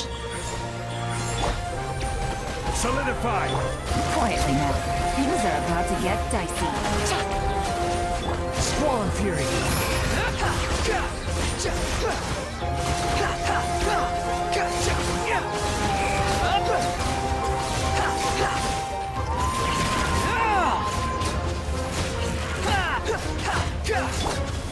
Right here.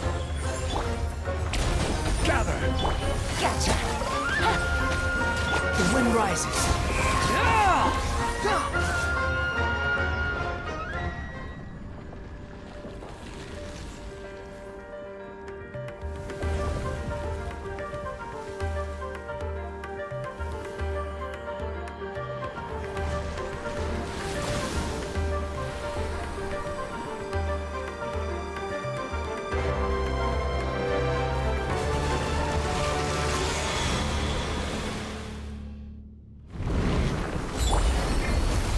Solidify! Right now. Emerge. Quietly now. Game's up. Time's over. Behold.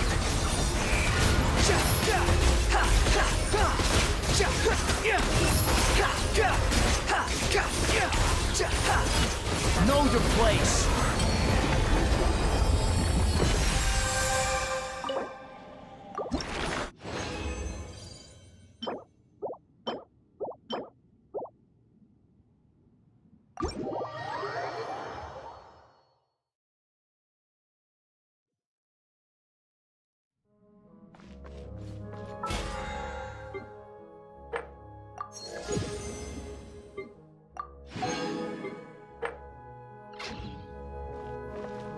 Okay then.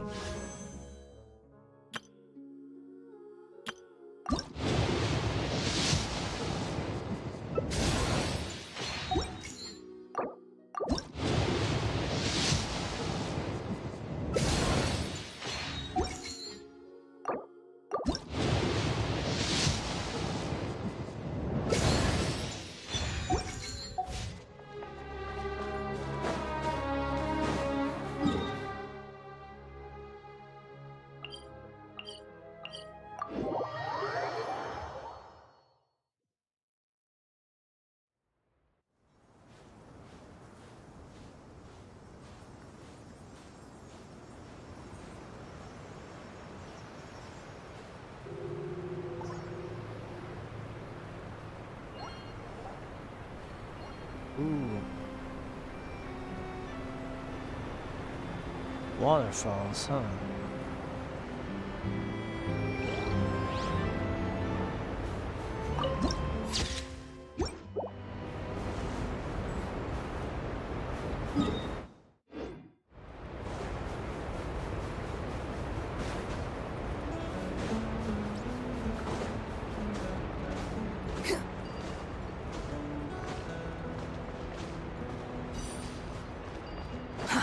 Too slow.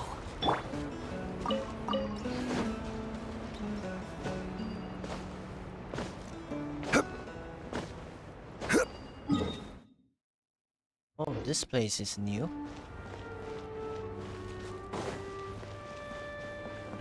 Yeah. Stabilize! Right here. Right now. Right here. Gotcha.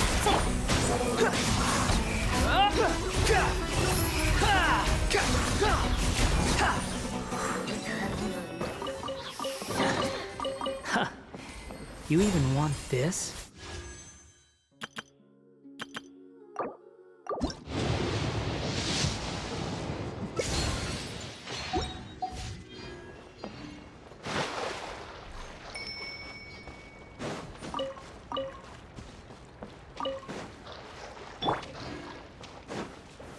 Solidify! Right now. Right here. Right now.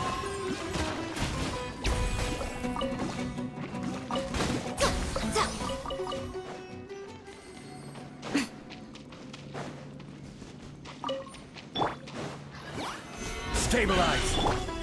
Emerge, right here. Quietly now.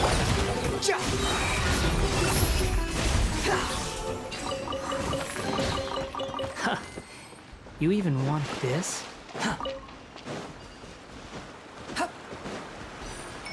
Quit following me.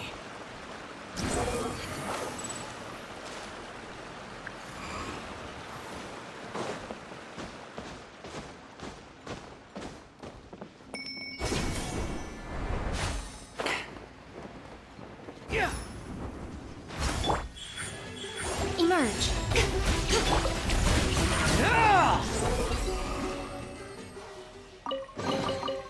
Unnecessary.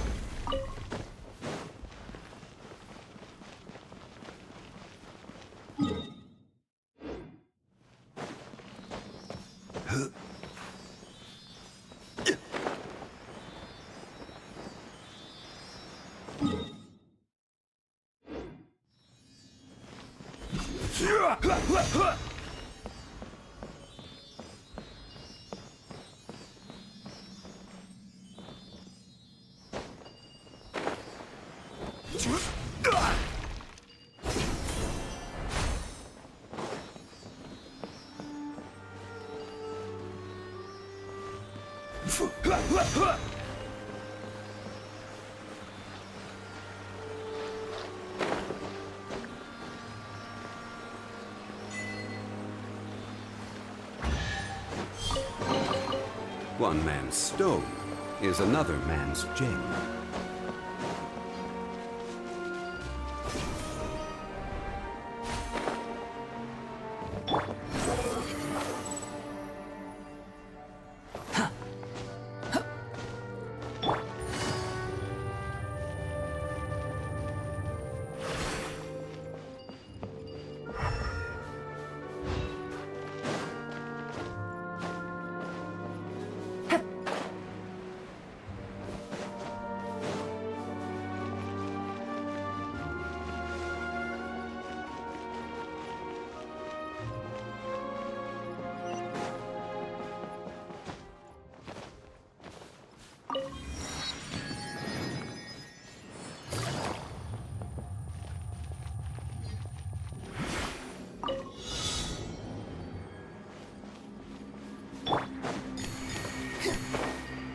Behold!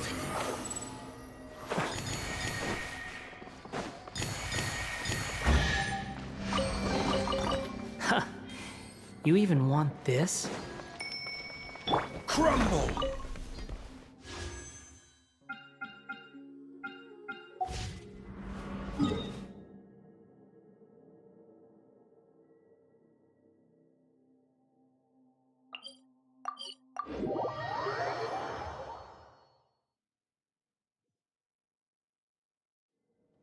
And I think I'll just end stream right here.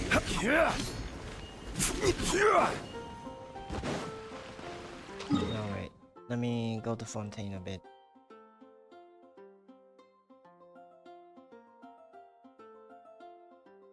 Be right back.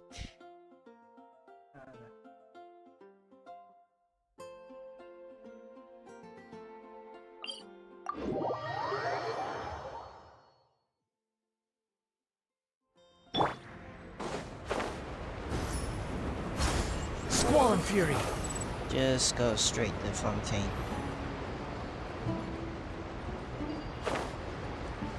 And unlock the map for the statue. Oh, there's a boat.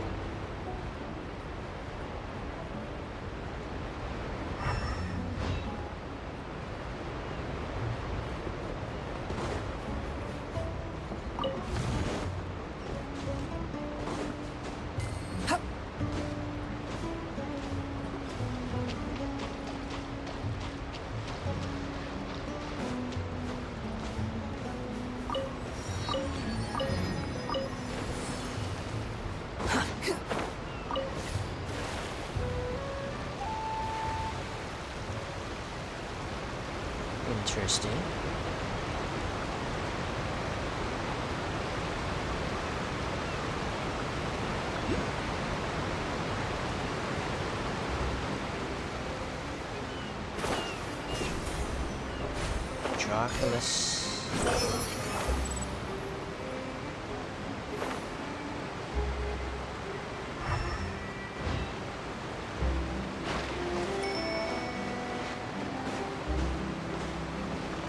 So the statue of the seven is out there. How do I get out?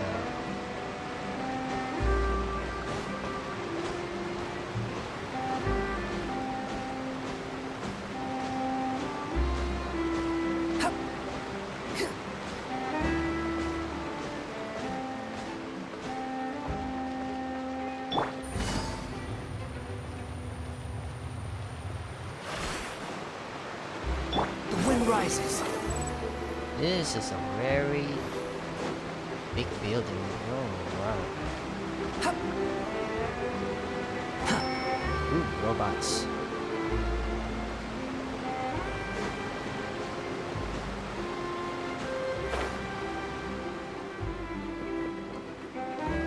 Quit following me.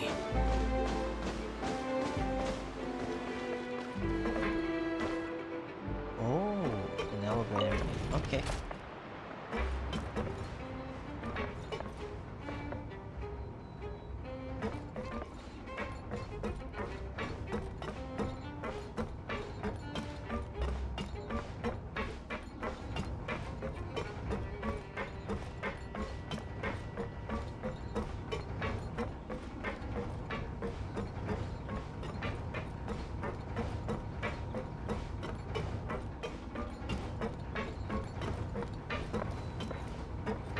Up and away. How long is this? Oh.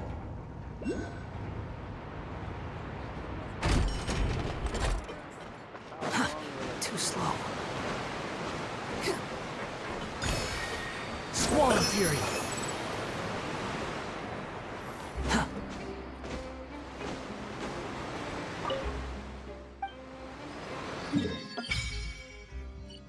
Nice.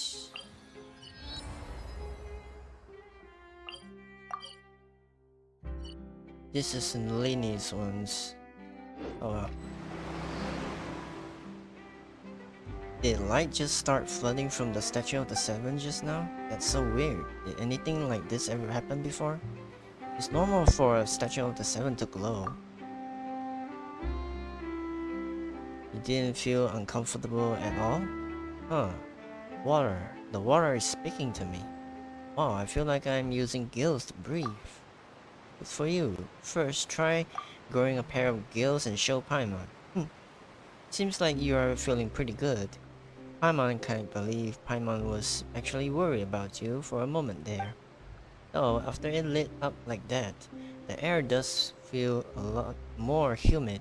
Maybe it's because of all that hydro energy that was released. Paimon heard that in Fontaine you can use elemental energy properly. You can even swim underwater. Maybe you can even find sunken treasure. Leave diving for treasure to you. Stand on the shore and wait for you. Oh, you'll be lonely going underwater alone. You could try doing something for once, Paimon. Being in the water is scary. What if Paimon accidentally gets swept in the current and gets all turned around and dizzy, and then she won't be able to fly away no matter what? Just like before Paimon met you back in Mondstadt. Then I'll fish you out again. Really? Then maybe Paimon can try going underwater with you. You'd better not go back on your word. A mysterious power that flows out from the statue to imbue you with the blessing of the transoceanic source water. Your progress will remain unhindered so long as you are moving through the lakes of Fontaine. Under the protection of the transoceanic source water, what you expend while moving underwater is not stamina but aquatic stamina. As such, when your aquatic stamina is expended, you will not drown. See? There's no need to exchange pleasantries. It's rather pathetic to force a conversation just to occupy silence.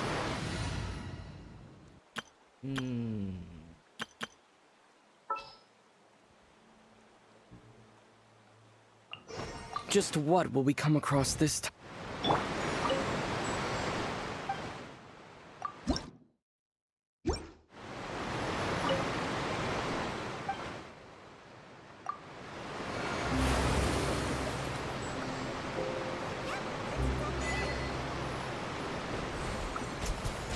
Ooh.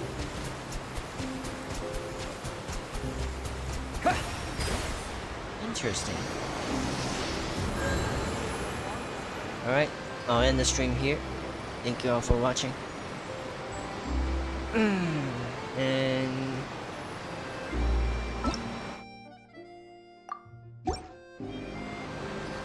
have a good day or night. Peace.